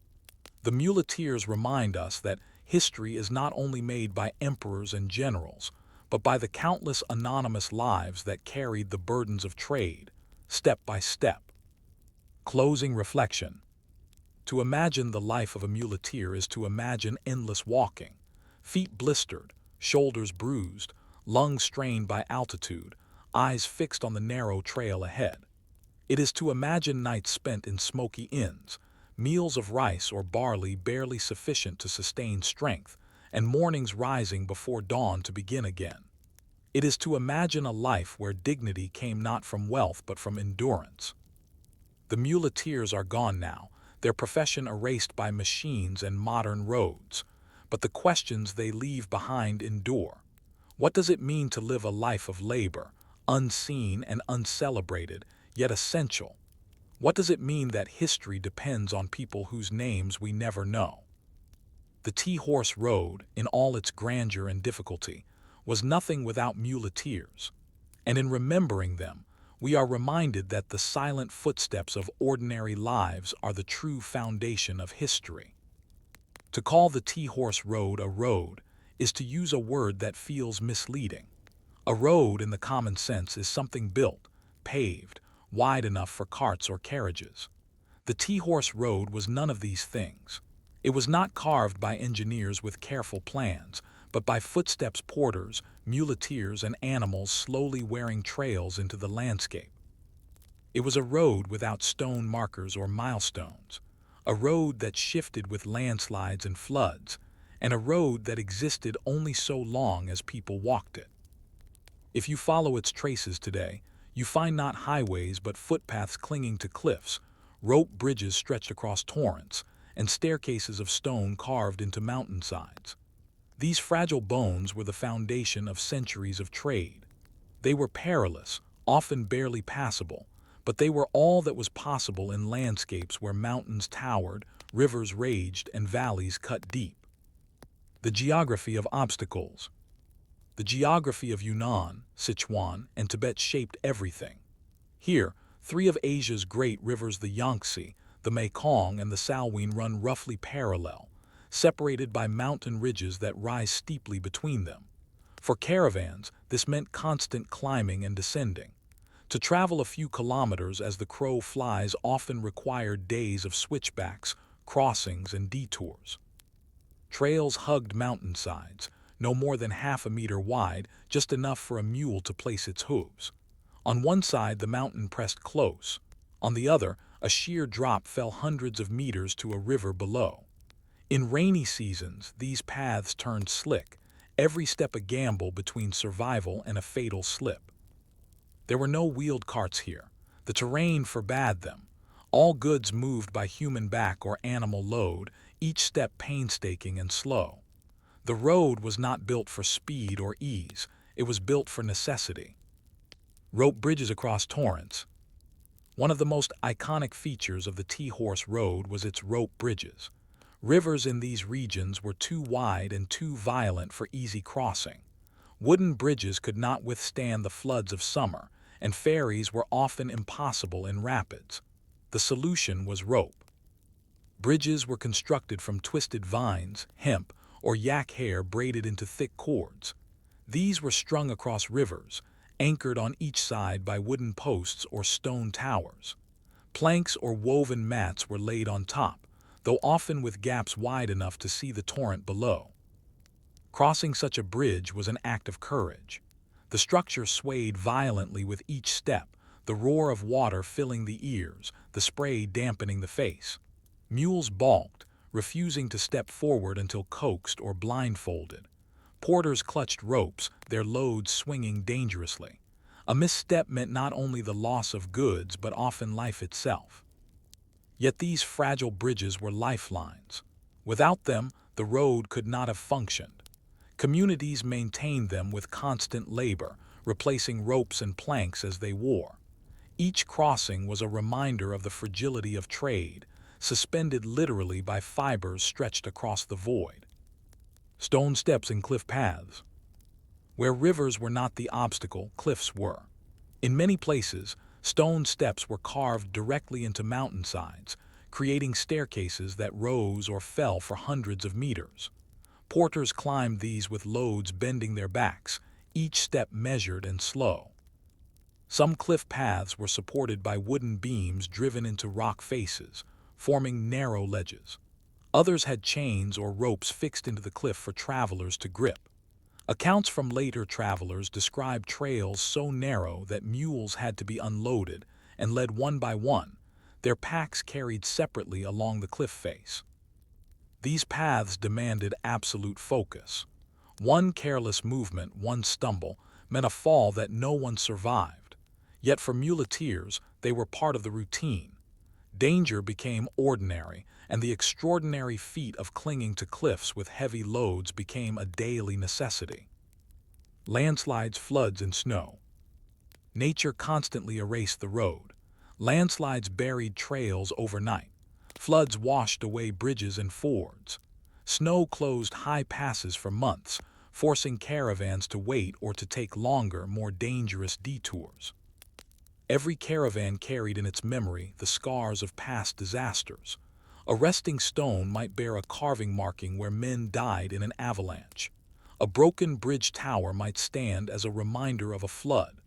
Knowledge of these dangers was passed orally, muleteer to muleteer, a collective memory of where the mountains could not be trusted.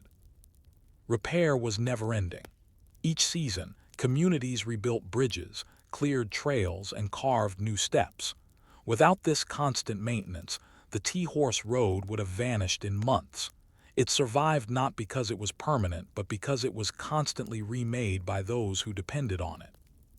The pace of travel. On such paths, speed was impossible. A caravan might cover only 15 to 20 kilometers in a day, sometimes less if crossings were difficult. Delays were constant: an animal falling, a bridge collapse, a sudden storm. Porters measured their progress not in miles but in steps, in the rhythm of breath and the weight on their backs. Journeys from Yunnan to Lhasa could take months. Entire seasons might pass between departure and arrival. For muleteers, this pace became the fabric of life, slow, repetitive, and unchanging. The road itself imposed its rhythm, indifferent to the urgency of markets or armies. A question left hanging. When we picture these narrow paths, rope bridges, and stone steps, the question arises: how did people endure such constant danger and difficulty, turning peril into routine? Was the T-horse road truly a road, or was it simply the memory of survival carved into mountains, rebuilt step by those who had no choice but to walk it? The T-horse road was not a fixed structure but a living one.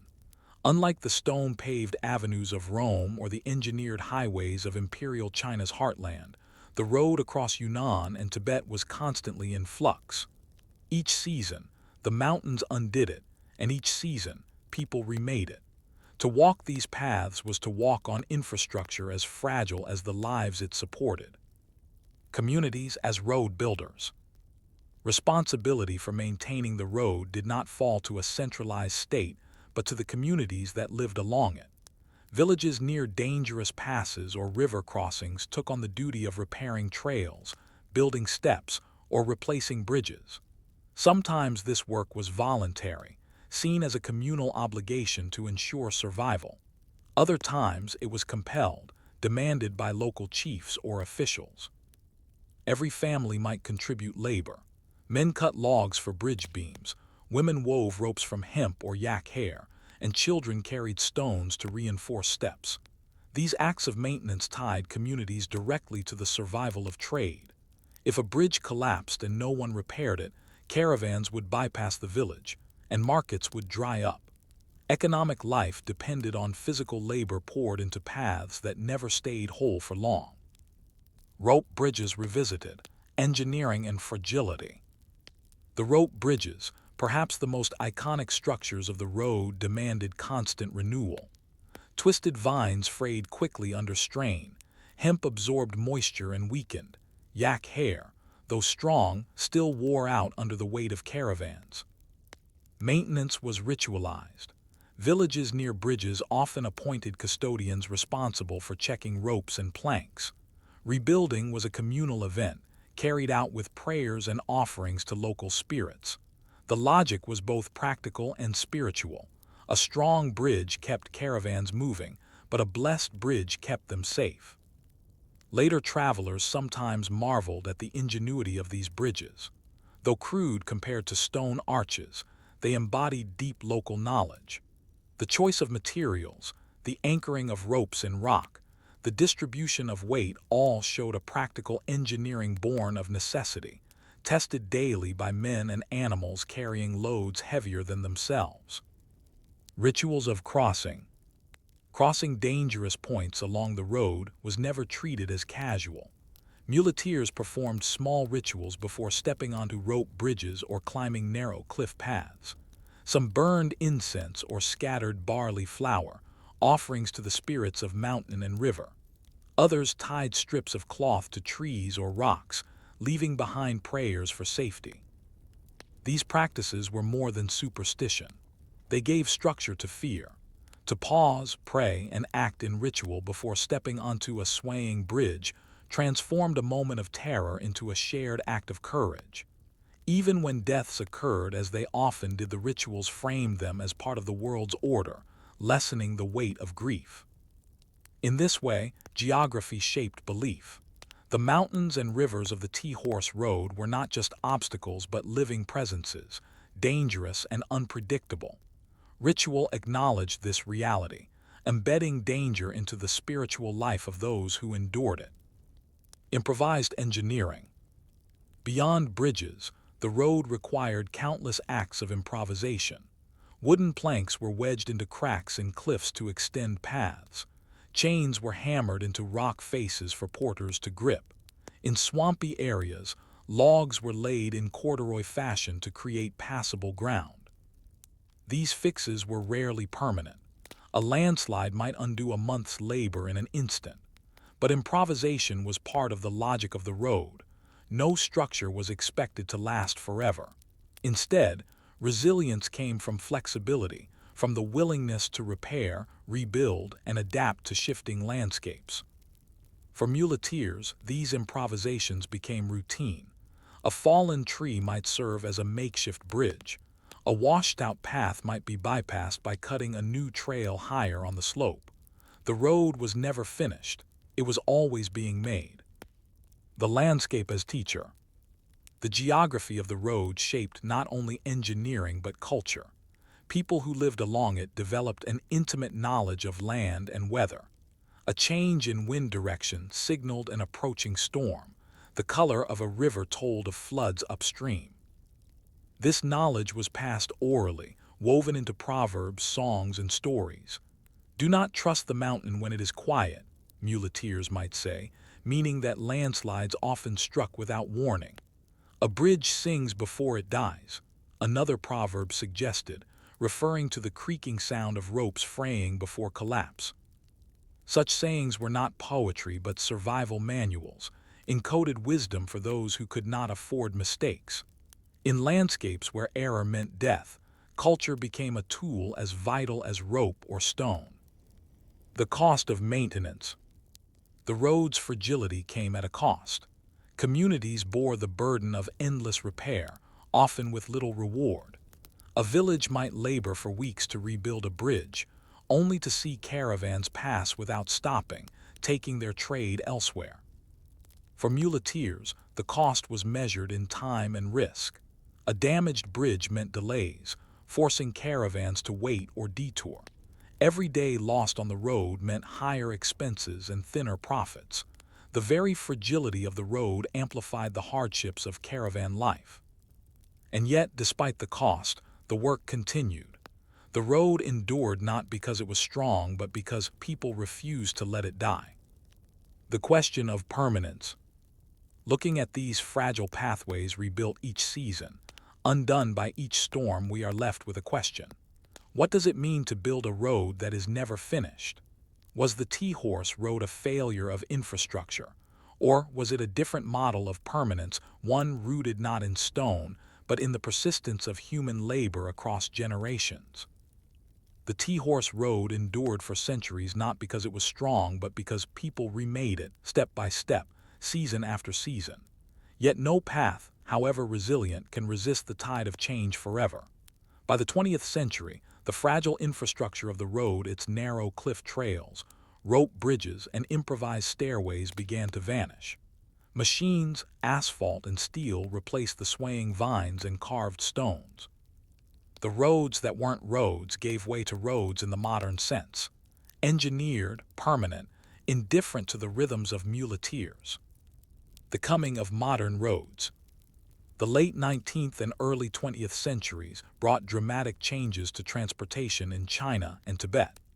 Railways expanded across the empire, and roads suitable for wheeled carts and later automobiles crept into regions once considered impassable. In Yunnan, the construction of the French-built Yunnan-Vietnam Railway at the beginning of the 20th century opened new trade routes, bypassing old caravan trails. By the mid-20th century, roads linking Kunming, Lijiang, and eventually Tibet began to appear.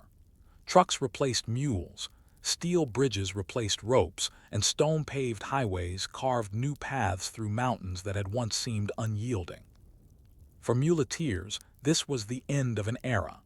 The skills of balancing loads, coaxing animals across swaying bridges, or reading the moods of rivers became obsolete. The fragile infrastructure they had trusted for generations was abandoned, swallowed by vegetation or washed away by floods. The vanishing rope bridges. The rope bridges, once lifelines of trade, were among the first to disappear. Their fragility made them unsuited for modern transport, and they were quickly replaced by suspension bridges of steel cables and wooden planks, later by concrete and asphalt.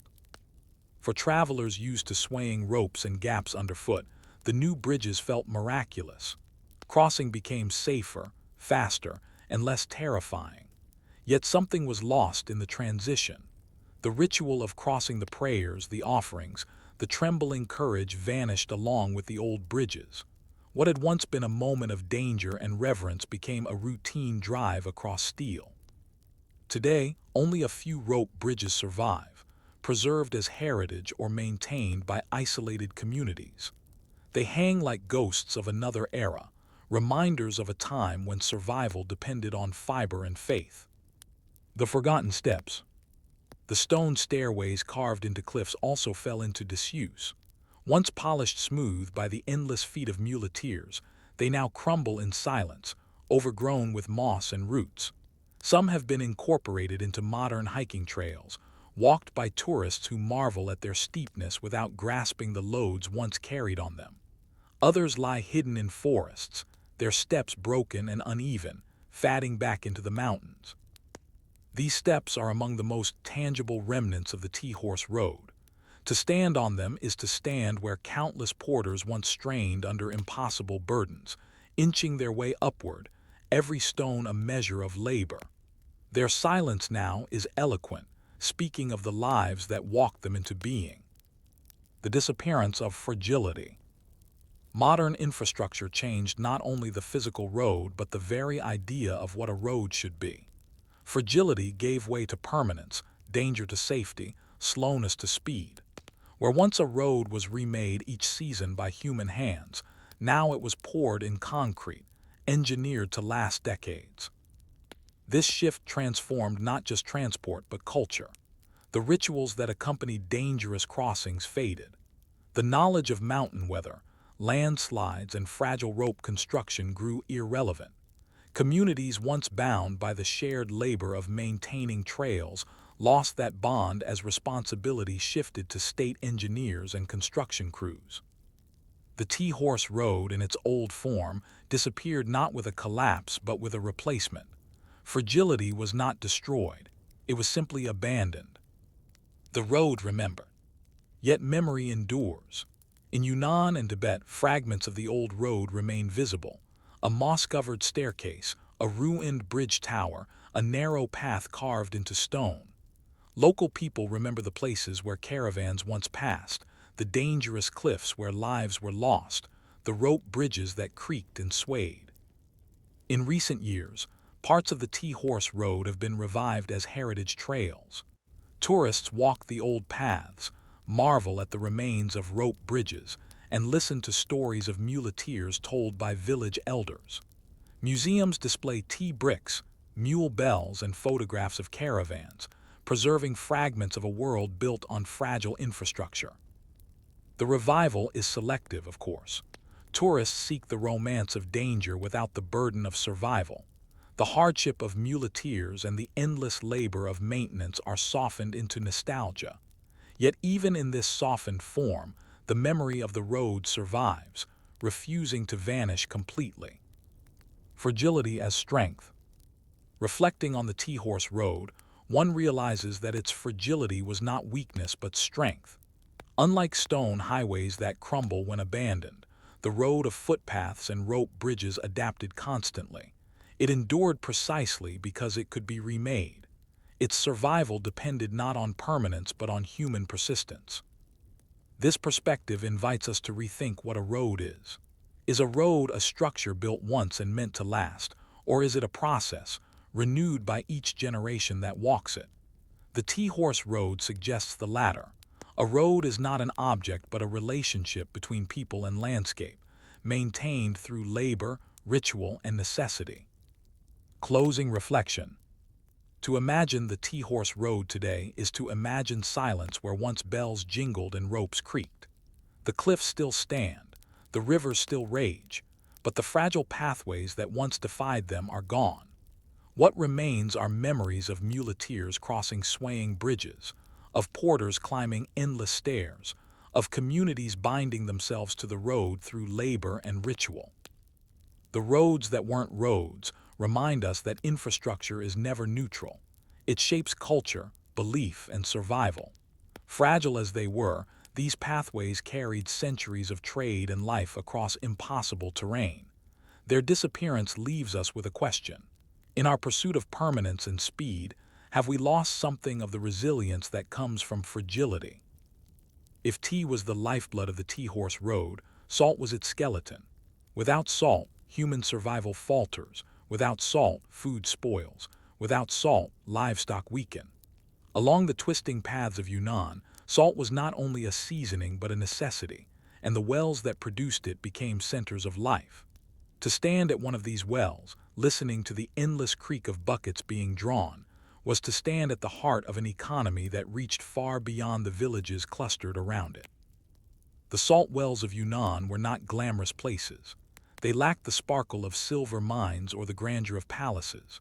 They were muddy, smoky, and monotonous pits of brine, fires of boiling, heaps of salt cakes stacked in storage sheds. Yet they were vital, and they bound together empires, caravans, and households. The story of Yunnan's salt is a story of ordinary labor, ordinary survival, and extraordinary importance. The geology of salt. Salt in Yunnan lay not in glittering crystals but in underground brine. Beneath the earth, ancient seas had left deposits of salt, trapped in rock layers. Over time, groundwater seeped through these deposits, carrying salt upward in the form of brine. Villagers learned to recognize the taste of salty springs, the signs of white crusts forming on rocks, or the strange vegetation that grew near saline water. Once discovered, these brine sources became wells. Wooden frames were built over them, with ropes, pulleys, and buckets. Water was hauled up by hand or animal power, then carried to boiling pits where it was transformed into solid crystals. Unlike grain, salt could not be grown. Unlike tea, it could not be cultivated. It had to be found, drawn, and boiled. This scarcity made it precious. Where brine was absent, people were dependent on those who controlled it. The boiling fires. To turn brine into usable salt required fire, lots of it. Huge pans of iron or clay were set over furnaces, where brine was poured and boiled until water evaporated, leaving behind crystals. Smoke from the fires hung heavy over salt towns, stinging the eyes and coating walls with soot. Wood was the primary fuel, but in regions where forests were scarce, families burned straw, dung, or whatever could be gathered. This created another economy, the trade in firewood. Just as tea fed horses and salt fed bodies, wood fed the salt pans. A village with trees could earn its livelihood supplying fuel to the wells. The process was monotonous but demanding. Workers rose before dawn to stoke fires, poured brine, skimmed impurities, and shoveled salt into molds. By evening, cakes or blocks of salt were ready to dry, stack, and store. Every day repeated the same cycle, a rhythm as unchanging as the taste of salt itself. Life around the wells. Communities grew around salt wells, forming towns whose entire existence revolved around the mineral. Families divided labor. Men hauled brine, women tended fires, children carried wood or shaped salt cakes. Wealthier households managed storage and trade, while poorer ones labored in the boiling sheds. The work was grueling. Heat from furnaces scorched skin, brine burned hands, and smoke filled lungs. Yet salt towns thrived, drawing merchants, muleteers, and officials. Markets bustled with stalls selling food, tools, and clothing to workers and traders alike. In these towns, salt was more than an industry, it was identity. A family's fortune was measured in its rights to a well, its skill in boiling, or its connections in trade.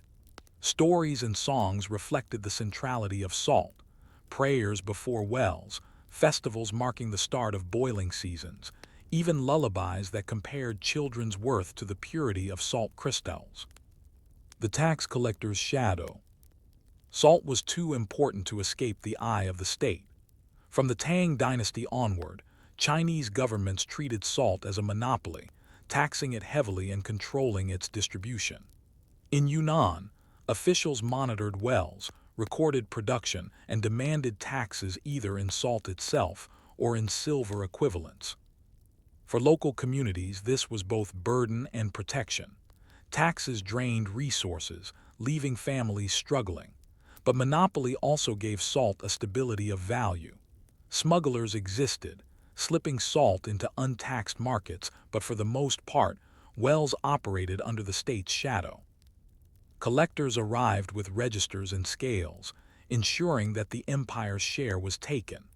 Sometimes corruption skewed the system, with local officials pocketing part of the levy. But always, the presence of the state was felt in the smoke of the salt pans, a reminder that even the most ordinary resource bound villagers to empire. Salt in trade. Once produced, salt did not stay in the towns. Porters and muleteers carried it outward in cakes and blocks, wrapped in straw or cloth. Some loads traveled only a few kilometers, supplying nearby villages. Others joined caravans bound for Tibet, where salt was scarcer and more valuable. On the road, salt functioned as both commodity and currency. A block of salt might be exchanged for tea, grain, or wool. Soldiers in frontier garrisons were sometimes paid in salt rations. In Tibetan markets, salt cakes stood stacked beside piles of barley and bricks of tea, each waiting to be weighed and traded. The value of salt rose with distance. What was common in Yunnan became precious in the high plateau, where few natural sources existed. In this way, salt linked lowland wells to highland monasteries, tying together worlds separated by mountains. The social fabric of salt. The salt wells shaped not only economies but societies. Families who owned wells held power, their status built on control of brine. Workers lived in dependence, their lives structured by labor at the boiling pans. Guilds and associations sometimes emerged, regulating rights to wells or mediating disputes. Conflicts were common. Wells were finite, brine was limited, and competition for control could lead to quarrels, lawsuits, or even violence. Yet cooperation was just as necessary. Without shared labor to build frames, maintain furnaces, or carry wood, wells could not function. In this way, salt towns mirrored the dual nature of the road itself: fragile, contentious, but sustained by the need for survival. An unfinished question. Looking at these salt wells, one wonders, how did such an ordinary substance become the axis around which entire communities revolved? Was salt merely a resource, or was it a kind of power quiet, invisible, but shaping lives and binding empires with every grain? Salt in Yunnan was more than a mineral drawn from brine. It was a system that tied villages to valleys, caravans to mountains, and emperors to distant subjects. To live near a salt well was to live within a world shaped by economics and politics far larger than the pit itself. Every cake of salt carried not only the flavor of necessity, but the weight of taxes, trade, and authority. The network of salt trade. The wells of Yunnan did not operate in isolation. From each one, networks of trade radiated outward, carried by mule caravans and human porters. Local markets consumed much of the supply, but significant quantities moved into long-distance trade. Routes diverged. Some loads traveled eastward toward Sichuan, feeding into larger salt markets there. Others climbed westward into the Tibetan plateau, where salt fetched high prices. Still others supplied military garrisons on the empire's frontiers. In each case, the humble salt block left its smoky birthplace and entered worlds of soldiers, monks, and merchants. The portability of salt cakes made them ideal for trade. Standardized in size, easy to stack, they moved efficiently across mountains. Traders could calculate loads precisely. So many mules for so many cakes, so many days for so many profits. And yet the journey was never simple. Roads were dangerous, bandits preyed on salt caravans, and markets fluctuated. Traders carried not only salt but risk, wagering that their loads would survive the mountains and fetch a fair price. The salt monopoly. The Chinese state's salt monopoly was among its most enduring and profitable institutions. By controlling production and taxing distribution, the empire secured a steady source of revenue, often second only to land taxes. Yunnan's wells were no exception. Officials monitored output, issued licenses, and set quotas. Taxes were levied not only on producers but on transporters and sellers. At every stage of the journey, the state's hand reached in, extracting value. For local communities, this meant that salt was never truly theirs. It was always shadowed by imperial claims. The monopoly also created hierarchies. Wealthy families with official licenses grew prosperous, while unlicensed workers labored under restrictions. Smuggling thrived in response, as traders carried untaxed salt into black markets. For villagers, smuggling was often less a crime than a necessity, an attempt to reclaim some share of a resource that sustained their lives. Conflict and control. Because salt was wealth, it was also a source of conflict. Control of wells sparked disputes between families, villages, and even states. Local chiefs sought to monopolize access, while imperial agents imposed taxes and regulations. Sometimes conflicts turned violent. Villages fought over disputed rights to brine sources. Officials clashed with smugglers. In times of rebellion, salt wells became strategic prizes. Whoever controlled the salt controlled both survival and revenue. Yet cooperation was equally present. Wells demanded constant labor, and no family could manage alone. Even rival households often worked side by side, bound by the practical need to keep brine flowing and fires burning. Salt, like the road itself, created a paradox. It divided and united, sparked conflict, and required cooperation. Daily life in salt towns. Despite politics and conflict, life around salt wells followed steady rhythms. At dawn, smoke rose from furnaces, carrying the acrid scent of boiling brine. Workers bent over pans, skimming and stirring, while others hauled buckets or stacked drying cakes. Children scurried between sheds, carrying wood, fetching water, or shaping molds. Markets opened nearby, selling food, clothing, and tools to workers and traders. Inns housed muleteers awaiting loads. Monks from nearby monasteries came to collect donations, often in the form of salt cakes. The town buzzed with activity, its life inseparable from the mineral beneath its feet. Festivals punctuated the monotony. The start of a new boiling season might be marked with offerings to local deities, asking for abundant brine and steady fires. Songs were sung comparing the purity of salt to virtue, the steadiness of its crystals to family honor. In these ways, salt seeped into the cultural fabric of daily life, shaping not just economy but imagination. Salt and survival beyond borders. For Tibetans on the high plateau, Yunnan's salt was indispensable. Though salt lakes existed on the plateau, their output was limited, and demand often outstripped supply. Salt caravans from Yunnan brought a steady flow, traded for wool, butter, and horses. This exchange bound regions together. The tea-horse road was not only about tea flowing upward and horses flowing downward. Salt, too, was part of the exchange, flowing from wells to monasteries, from brine pits to yak herders. Salt preserved meat, seasoned butter tea, and sustained bodies in high altitudes. Thus, Yunnan's salt reached far beyond its wells. It became part of Tibetan diets, part of Mongol armies, part of Chinese state revenue. Each block carried within it the traces of miners, porters, muleteers, and monks, linking lives across vast distances. Cultural weight of salt. Salt's universality made it a symbol. In Proverbs, it represented necessity. A life without salt is no life at all. In rituals, it was purification, grains scattered at doorways to ward off evil. In dowries, it was wealth, blocks included alongside livestock or cloth. Stories emphasized its power. Some told of wells that ran dry when disrespected, punishing communities for neglect. Others praised salt as a gift of the earth, a reminder that survival depended on hidden resources.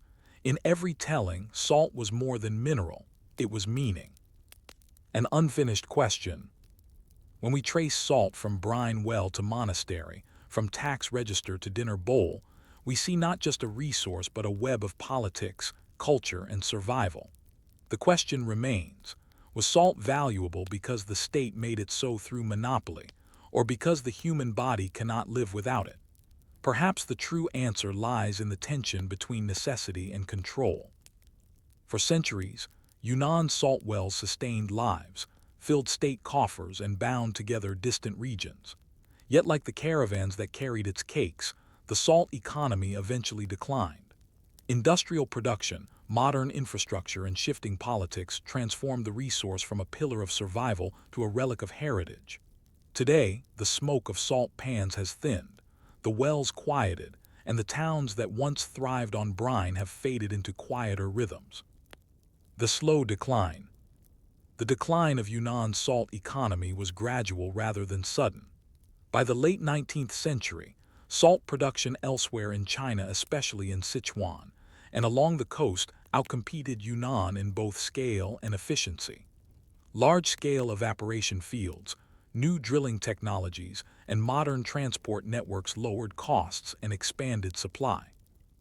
Yunnan's wells, still dependent on buckets, ropes, and smoky fires, could not keep pace. Transport remained expensive, caravans were slow, and roads fragile. As railways and roads spread, salt from other regions arrived more cheaply, undercutting the value of Yunnan's cakes. By the mid-20th century, the state further centralized salt production, absorbing local wells into nationalized systems. Many small operations closed, leaving behind abandoned sheds, rusting pans, and communities stripped of their livelihood. The transformation of salt towns. The towns built around wells faced difficult transitions. Some adapted by shifting to agriculture, relying on surrounding fields. Others reinvented themselves as markets for new goods, no longer bound to brine. But many declined, their prosperity evaporating with the smoke of furnaces.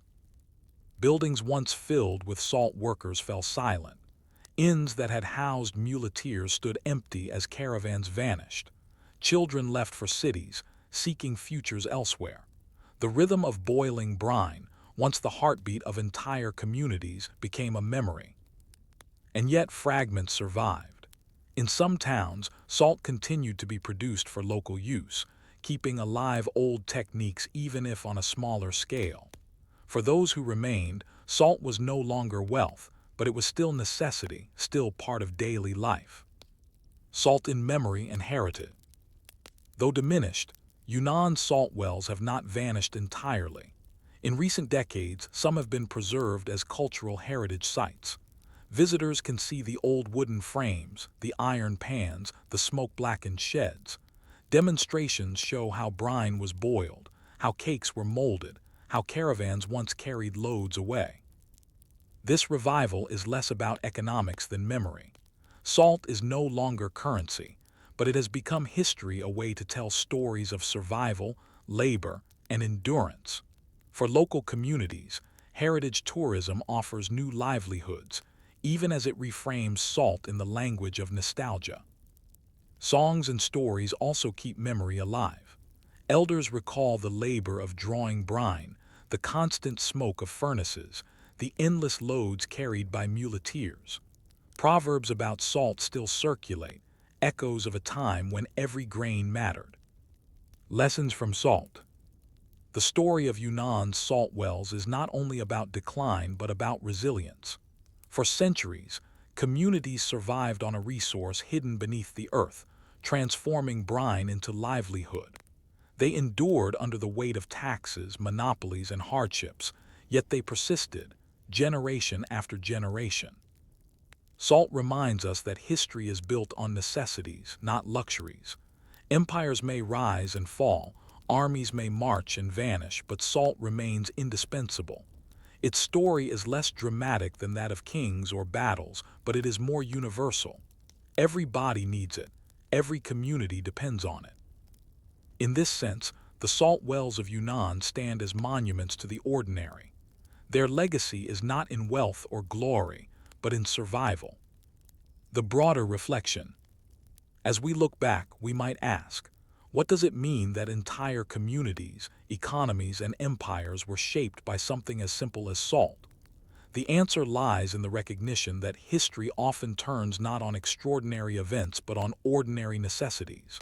Salt bound Yunnan to Tibet, peasants to emperors, muleteers to markets. Its decline reminds us that no system is eternal. Even necessities shift in form. Salt is still vital today, but the way we obtain it has changed so completely that the old wells seem like relics of another world. The people who once bent over smoky pans, drawing wealth grain by grain, could not have imagined supermarkets lined with packets of cheap, refined salt. Closing reflection. To picture Yunnan's salt wells is to imagine brine hauled in wooden buckets, fires burning day and night, cakes stacked in storage sheds. It is to hear the coughs of workers breathing smoke, the clatter of pans, the shouts of muleteers loading salt for the road. It is to sense a world built on necessity, where survival flowed upward in rivulets of brine. Now those wells stand quiet, their fires extinguished. Yet their story endures, not in wealth but in memory. They remind us that history is not only carved in monuments or battles, but in the slow, smoky labor of turning water into salt, survival into life. And so we are left with a final question. In our own world, where necessities are cheap and invisible, do we risk forgetting the weight of the ordinary the way something as simple as salt can shape the course of history? To walk the Tea-Horse Road was to walk through a landscape not only of mountains and markets but of monasteries. Scattered across valleys, perched on ridges, and anchored in towns, these religious institutions punctuated the long journey. For travelers, they offered shelter, food, and protection. For communities, they served as schools, granaries, and courts. More than places of worship, monasteries were woven into the very fabric of trade and survival. It is easy to imagine caravans arriving dusty and exhausted, greeted by the sight of whitewashed walls, prayer flags fluttering in the wind, and the sound of bells marking the hours of monastic life. To the weary muleteer, such sights meant rest. To the trader, they meant a trusted space for exchange. To the pilgrim, they meant holy ground. The spread of Buddhism along trade routes. The presence of monasteries along the Tea-Horse Road was no accident. From as early as the Tang dynasty, Buddhism traveled along trade networks, carried by monks, merchants, and pilgrims. The exchange of ideas accompanied the exchange of goods. As tea and salt moved, so too did scriptures, rituals, and images of the Buddha. By the time the Tea-Horse Road flourished, especially during the Song and Yuan dynasties, Tibetan Buddhism had become deeply rooted in the region. Monasteries multiplied, reflecting both local devotion and political strategy. Rulers supported their construction to legitimize authority, to stabilize trade, and to bind diverse peoples through shared spiritual institutions. Thus, the road became not only an artery of commerce, but a channel of faith. Monasteries as shelters. For travelers, monasteries served a practical purpose. They were safe havens. Long journeys exposed caravans to danger, bandits, avalanches, illness. Inns existed, but they were costly and not always reliable. Monasteries, by contrast, were expected to provide hospitality. A monastery might offer a simple meal of tsampa and butter tea, a corner of a hall to sleep in, and protection under its religious authority. For a porter carrying heavy loads or a pilgrim walking barefoot, this generosity could mean survival. Hospitality was not merely charity, it was a form of merit. By caring for travelers, monks fulfilled spiritual duties while strengthening ties between their institution and the wider world. Over time, monasteries became known as trusted waypoints, landmarks of safety in uncertain terrain. Monasteries as economic hubs. Beyond shelter, monasteries were centers of economy. They collected donations from patrons, received taxes from villages under their control, and managed estates of farmland, herds, and forests. Wealth flowed into them not only in coin but in goods: bricks of tea, bags of barley, blocks of salt, bolts of cloth. With this wealth, monasteries became major players in trade. Some owned caravans outright, sending goods along the road under monastic protection. Others lent grain or salt to villagers in lean years, acting as banks of survival. The line between spiritual and material blurred. To support a monastery was both devotion and practical investment. Markets often formed near monasteries, where traders gathered to exchange goods under the watchful eye of monks. Here, the road's commerce mingled with its faith, and economic trust was reinforced by spiritual authority. Monasteries and political power. Monasteries were not isolated from politics. In Tibetan regions, powerful monasteries often rivaled local chiefs in influence. Their leaders negotiated with emperors, commanded armies, or mediated disputes. Control of a great monastery could mean control of a valley, a pass, or even a stretch of the road itself. Chinese dynasties recognized this power. The Yuan and Ming courts granted patronage to key monasteries, hoping to secure loyalty and stabilize trade. In return, monasteries offered both spiritual legitimacy and practical governance. They kept order in regions where imperial officials were scarce, serving as intermediaries between local communities and distant capitals. Thus, monasteries were at once places of prayer, businesses, and political institutions. Their white walls held both sutras and tax ledgers, prayer wheels and contracts. Cultural exchange in monasteries. The Tea-Horse Road was a corridor not only of trade but of culture. Monasteries became melting pots where ideas mingled. Chinese pilgrims studied Tibetan texts, Tibetan monks encountered Chinese paintings, merchants brought stories of India, Mongolia, or Southeast Asia. Art flourished in these spaces. Wall paintings depicted not only Buddhas but caravans, landscapes, and donors dressed in local attire. Sculptures blended Tibetan styles with Chinese motifs. Monasteries preserved manuscripts that recorded not just religious doctrine but medical knowledge, astrology, and trade records. In this way, monasteries were libraries of culture as much as shrines of faith. They absorbed the influences of the road, turning movement into memory. A question of balance. Standing at the threshold of a monastery, watching caravans arrive and pilgrims prostrate themselves, one cannot help but wonder, were these institutions truly spiritual sanctuaries, or were they engines of economy and power cloaked in religion? Or perhaps they were both, inseparably bound roads of the spirit intertwined with roads of trade. If monasteries along the Tea-Horse Road were shelters and symbols, they were also complex institutions that required constant management. Behind the serene chanting of monks and the flutter of prayer flags lay an intricate system of labor, organization, and adaptation. These monasteries thrived not simply because of devotion, but because they mastered the practical realities of life along one of Asia's most demanding trade networks. The economy of donations. At the heart of a monastery's wealth was the steady stream of donations. Pilgrims left coins, butter lamps, or bricks of tea in exchange for blessings. Merchants offered gifts of salt, cloth, or silver, hoping for safe journeys. Local families contributed barley or livestock, binding themselves to the institution through generosity. These donations accumulated into vast reserves. Grain-filled storehouses, butter-filled jars, salt cakes stacked high in sheds.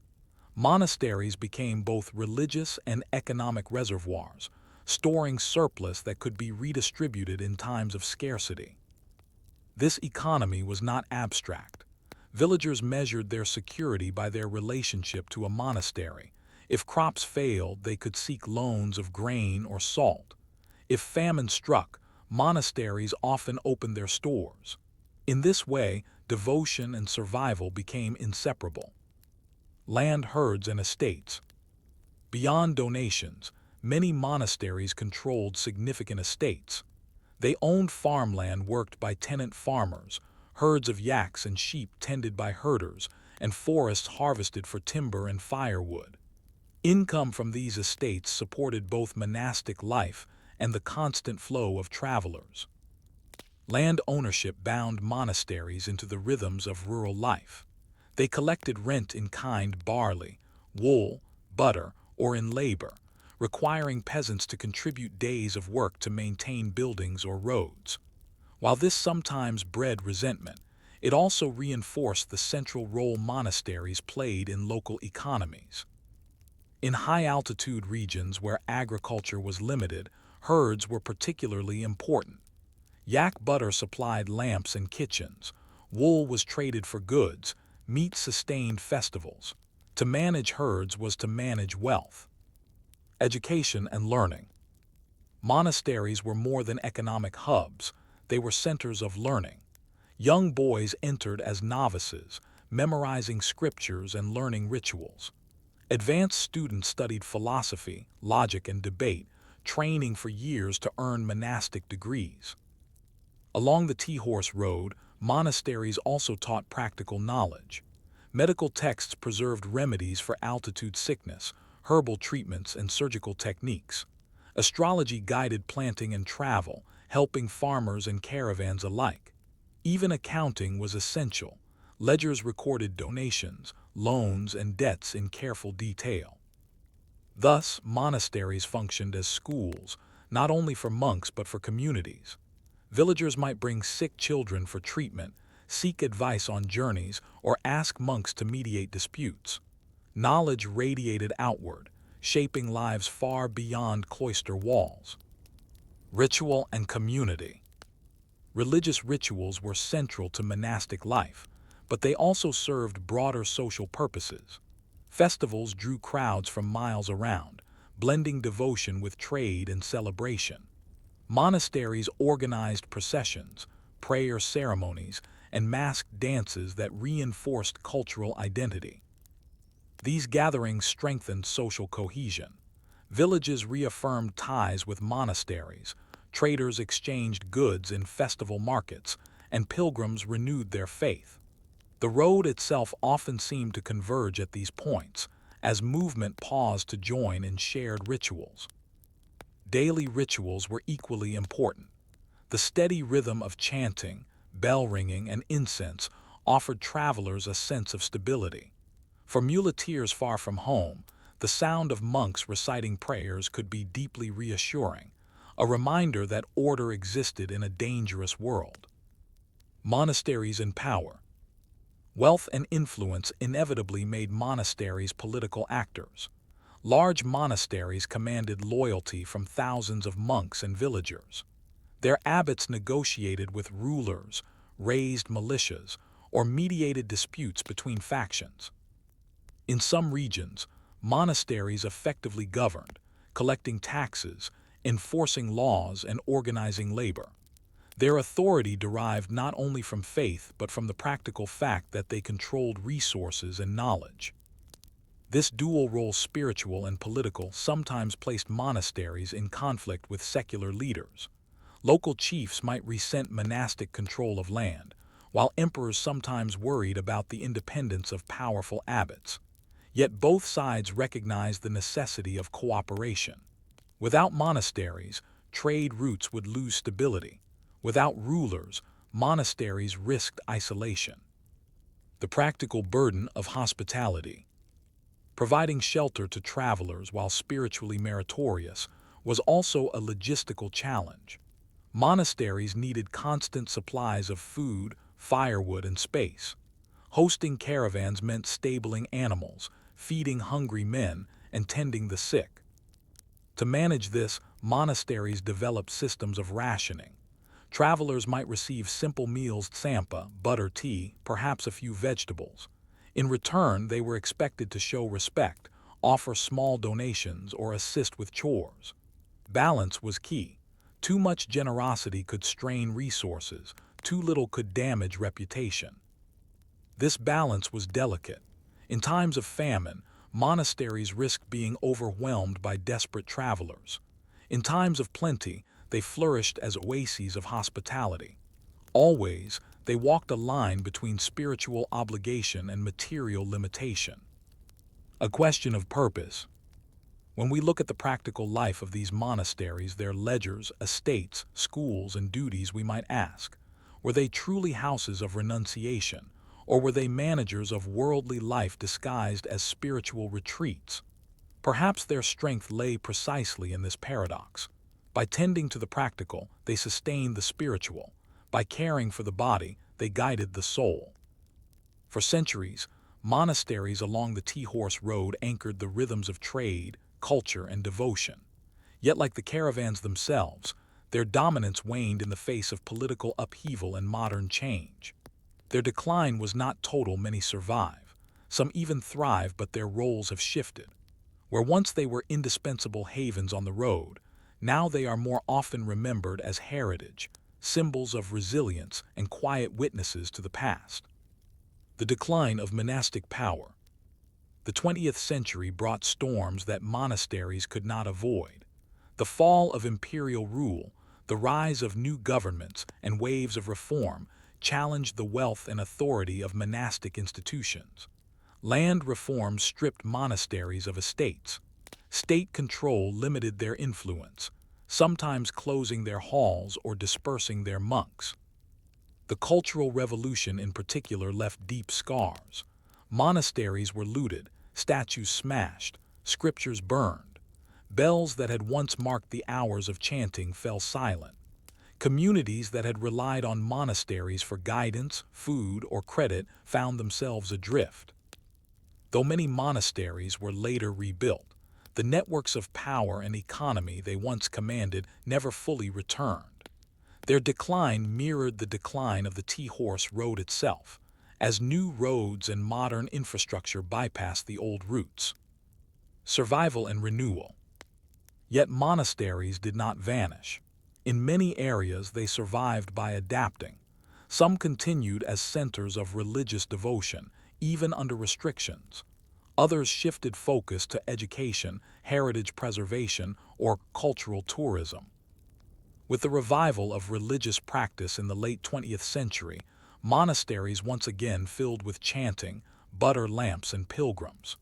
Though their economic power was reduced, their spiritual role endured.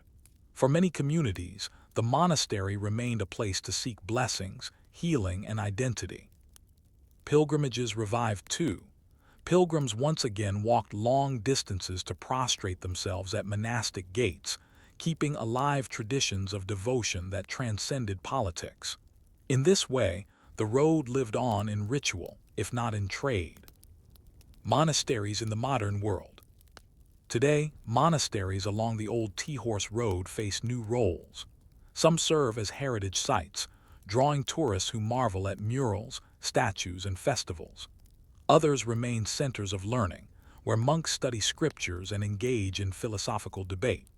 A few even adapt to digital tools, sharing teachings online, connecting global audiences to traditions once carried only by caravans. Economically, monasteries no longer dominate trade, but they participate in modern economies through tourism, donations, and cultural projects. Villages once tied to caravans now rely on visitors seeking spiritual experience, shifting the rhythm from mule bells to camera shutters. Yet beneath these changes, the old logic remains. Monasteries continue to anchor communities.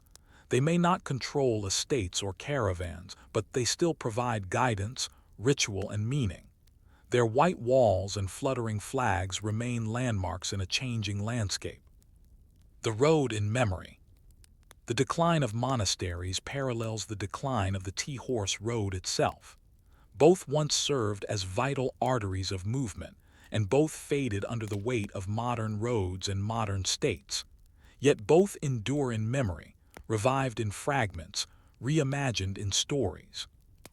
Walking old stretches of the road today, one may still encounter monasteries perched on cliffs, their prayer wheels spinning in the wind.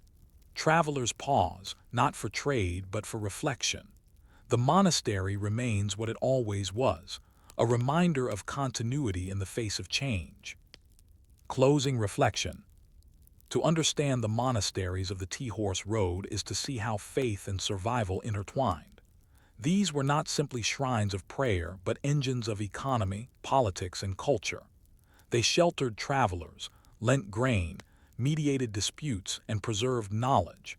Their strength lay in their ability to balance the spiritual with the practical, to stand as both sanctuary and system.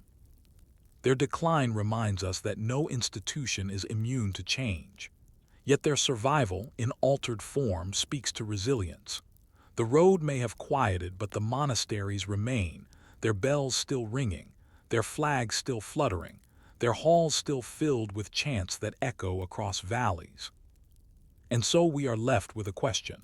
When we look at monasteries today, heritage sites, tourist stops, places of devotion, do we see them as remnants of the past, or as living links to a tradition that still walks beside us, step by step, like the caravans that once passed their gates? When we imagine the caravans of the Tea-horse road, we often think of mules, horses, and yaks straining under loads of tea. But in many places, the true engines of the trade were men porters whose backs bore the burden of commerce. They carried not just a few kilograms, but loads of 60, 80, sometimes more than 100 kilograms of tea bricks, strapped to wooden frames. These men were not heroes in the conventional sense. They were poor farmers, laborers, or wanderers, drawn into a profession of necessity. Yet their lives embodied resilience. Without their labor, tea would not have reached Tibet, and the trade that sustained empires would have faltered. Their stories are rarely told, but their footsteps carved the road as surely as rivers carved valleys. The tools of the porter. The essential tool of a tea porter was the wooden carrying frame. Often handmade, it consisted of a strong backboard, straps, and a shelf to support the load. Tea bricks were stacked tightly, tied with rope, and balanced carefully to avoid tipping. Porters used a carrying pole or staff, not to bear weight but to steady themselves on steep paths. They also relied on rest sticks, short props placed under the load to relieve the back during pauses. Without such sticks, it was impossible to rest. To set down a load meant the agony of lifting it again. Footwear varied. Some wore straw sandals, others leather shoes, many simply went barefoot, gripping slippery stones with calloused feet. Clothing was minimal, chosen for endurance rather than comfort. Coarse hemp shirts, woolen wraps, sometimes padded jackets in higher altitudes. Every item was practical, designed for survival on trails that punished extravagance. The burden of loads. The loads themselves were staggering. A single tea brick might weigh around half a kilogram. Bundled in stacks, they formed dense packages that quickly added up. Porters regularly carried 60-80 kilograms, some even more. Historical accounts describe porters bent double, their spines curved under towering stacks of tea. The weight was not only physical but economic. Porters were often paid by the load, with rates set according to distance and difficulty. A heavier burden meant more pay, but also greater risk of injury or death. Many porters accepted loads beyond safe limits, driven by the desperation of poverty. Over time, bodies bore the cost. Backs warped, knees weakened, and joints stiffened. Elderly porters were often crippled, their years of service carved into their bones. Yet for families dependent on meager wages, This sacrifice was survival itself. The rhythm of the road. A porter's life followed a relentless rhythm. Before dawn, they rose to shoulder their loads. At each step, the weight pressed down, demanding constant focus. Pauses came only every few dozen meters, when rest sticks were wedged under the load. Progress was measured not in kilometers but in breaths and steps. Some porters recited prayers with each stride, turning endurance into ritual. Others sang work songs, their steady rhythm helping to synchronize movement with suffering. Meals were simple: a handful of roasted barley, a sip of tea, perhaps a scrap of dried meat. There was no luxury, only fuel for muscles. Nights were spent in inns or roadside shelters, where porters slept shoulder to shoulder, their loads stacked nearby. This rhythm repeated for weeks or months, until the destination was reached, or until exhaustion forced a man to stop. Dangers along the way. The dangers facing porters were constant. Slippery paths threatened fatal falls. Landslides could sweep men and loads into rivers. Bandits preyed on isolated travelers, knowing that porters were slow and vulnerable. Illness and exhaustion struck frequently, and there was little room for weakness. When a porter died on the road, his load was often salvaged by others, while his body might be buried quickly by the roadside. Death was not uncommon, and it was accepted with a grim fatalism. Each man knew the risks, but poverty left little choice. The tea itself was unforgiving. If loads were lost, families could be fined or wages withheld. Tea bricks might survive water or snow, but a lost package meant debt for the porter. Thus, the tea was both burden and master, demanding loyalty even at the cost of life. A question of dignity. To outsiders, the life of a porter might seem degrading, backbreaking labor for meager pay, anonymity for men whose names were rarely recorded. Yet within their own communities, porters held a kind of dignity. Their endurance was respected, their wages fed families, and their labor sustained trade. Some porters even took pride in their strength, boasting of the heaviest loads they had carried or the fastest journeys they had completed. In a world where survival left little room for luxury, endurance itself became a form of honor. Still, one question lingers. Did these men see themselves as victims of necessity or as participants in a tradition of resilience? Perhaps the answer lay in each step, each breath, each rest stick wedged under a crushing load. If the porter's load defined his body, his community defined his life. Porters were never entirely alone, though the road was often lonely. They walked in groups, gathered in inns, and returned to villages where families depended on their wages. To understand their world, we must look not only at the burden on their backs, but at the social and cultural networks that supported them. Wages and survival. The pay of a tea porter was meager. Rates varied by distance and terrain. A porter might earn a few copper coins per day for short routes, or more for treacherous mountain crossings. Payment often came not in cash but in tea itself, which porters could resell. At best, wages covered basic survival. A man might save enough to feed his family, repair his home, or pay debts. At worst, illness or loss of a load plunged him deeper into poverty. There were no guarantees, no contracts, only fragile agreements between porter and merchant.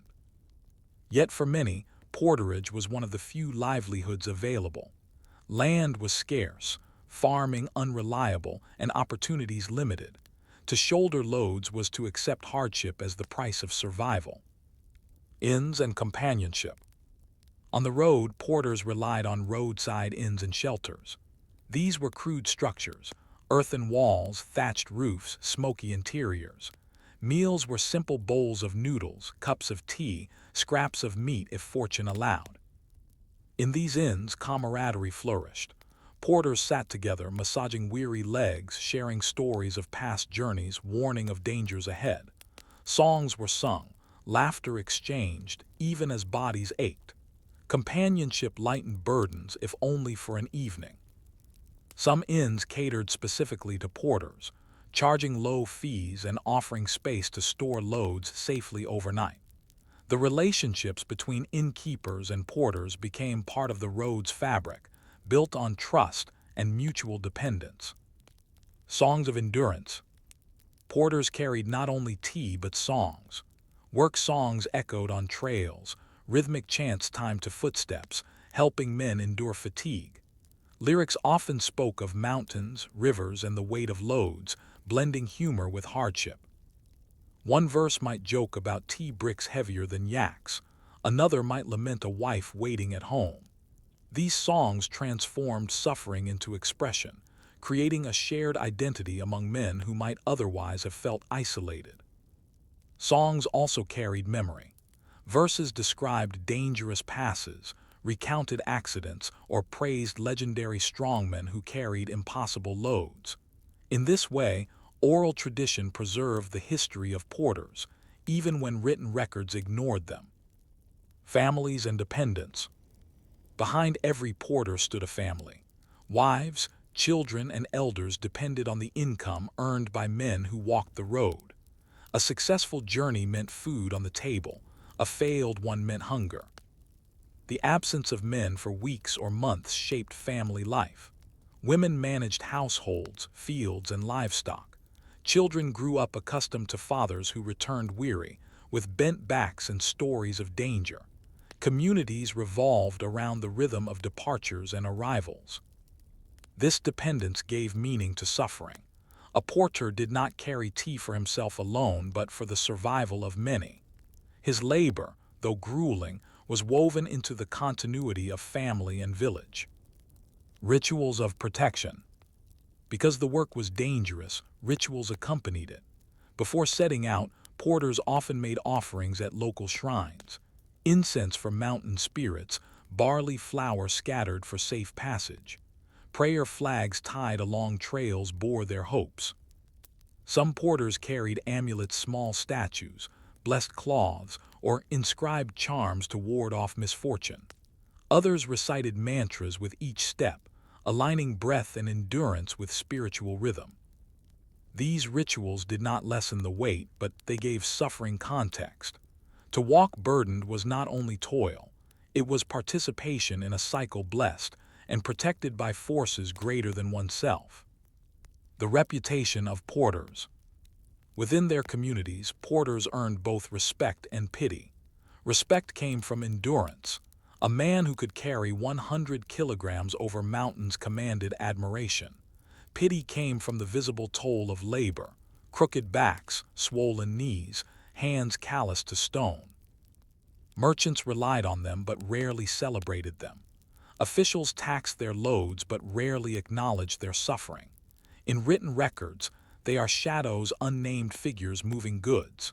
Yet in villages, their reputation lived on in stories, their endurance remembered by children who grew up hearing of fathers and uncles who carried the world. A question of memory. Today, as we walk smoother roads, the memory of tea porters lingers faintly. Their loads are gone, their songs forgotten, their inns replaced by highways. And yet, when we imagine the tea horse road, we cannot forget the bent figures whose bodies bore the weight of trade. So we ask, was the porter merely a laborer at the edge of survival, or was he the true foundation of the road, anonymous, invisible but indispensable? For centuries, the porters of the tea horse road were as essential as the mountains were immovable. They were the silent carriers of commerce, bending under loads that seemed to defy human strength. Yet like the rope bridges they crossed and the stone steps they climbed, their profession was fragile, sustained by necessity, ended by change. The decline of porterage. The decline of the tea porter's world began with the arrival of new forms of transport in the late 19th and early 20th centuries. Railways crept into Yunnan, linking Kunming to Vietnam and beyond. Roads widened, allowing carts and, eventually, trucks to reach areas once accessible only by foot. With mechanized transport, the economics of porterage collapsed. A truck could carry more in a day than dozens of men could in weeks. Merchants abandoned human carriers for machines that were faster, cheaper, and safer. For porters, this meant displacement. Some shifted to muleteering, others to farming or unskilled labor in towns. Many, however, found themselves without livelihood. The very endurance that had sustained them became obsolete, their profession erased by the smooth progress of wheels. The toll on bodies. Even as the profession declined, its toll lingered in the bodies of those who had carried the world. Elderly porters bore bent spines, swollen joints, and chronic pain. Their bodies were living records of a vanished trade. In some villages, men who had once carried tea could be recognized at a glance by their stooped posture. They became symbols of both resilience and sacrifice, reminders of the human cost that underpinned commerce. Few left written accounts of their lives. Their legacy survives in memory, in the stories told by descendants, and in the physical marks carved into their frames. Porters in memory and heritage. Today, the figure of the tea porter survives in cultural memory. Museums in Yunnan and Tibet display carrying frames, rest sticks, and photographs of men bent beneath towering stacks of tea. Heritage trails sometimes include reenactments, where locals demonstrate how porters once bore their burdens. Tourists marvel at the weight, often unable to lift the loads even briefly. For a moment, the enormity of the porter's endurance becomes visible. Yet this heritage also risks romanticizing suffering, transforming hardship into spectacle. The reality, poverty, exhaustion, risk was far less picturesque. Still, memory keeps them alive. Songs, proverbs, and oral histories recall the strength of men who carried commerce step by step. In this way, porters remain part of the road's story, even if their profession is gone. The invisible foundations of trade. Reflecting on the life of the porter reveals a larger truth. History is built not only by rulers and merchants but by anonymous laborers. The tea horse road existed because men bent their backs under impossible loads.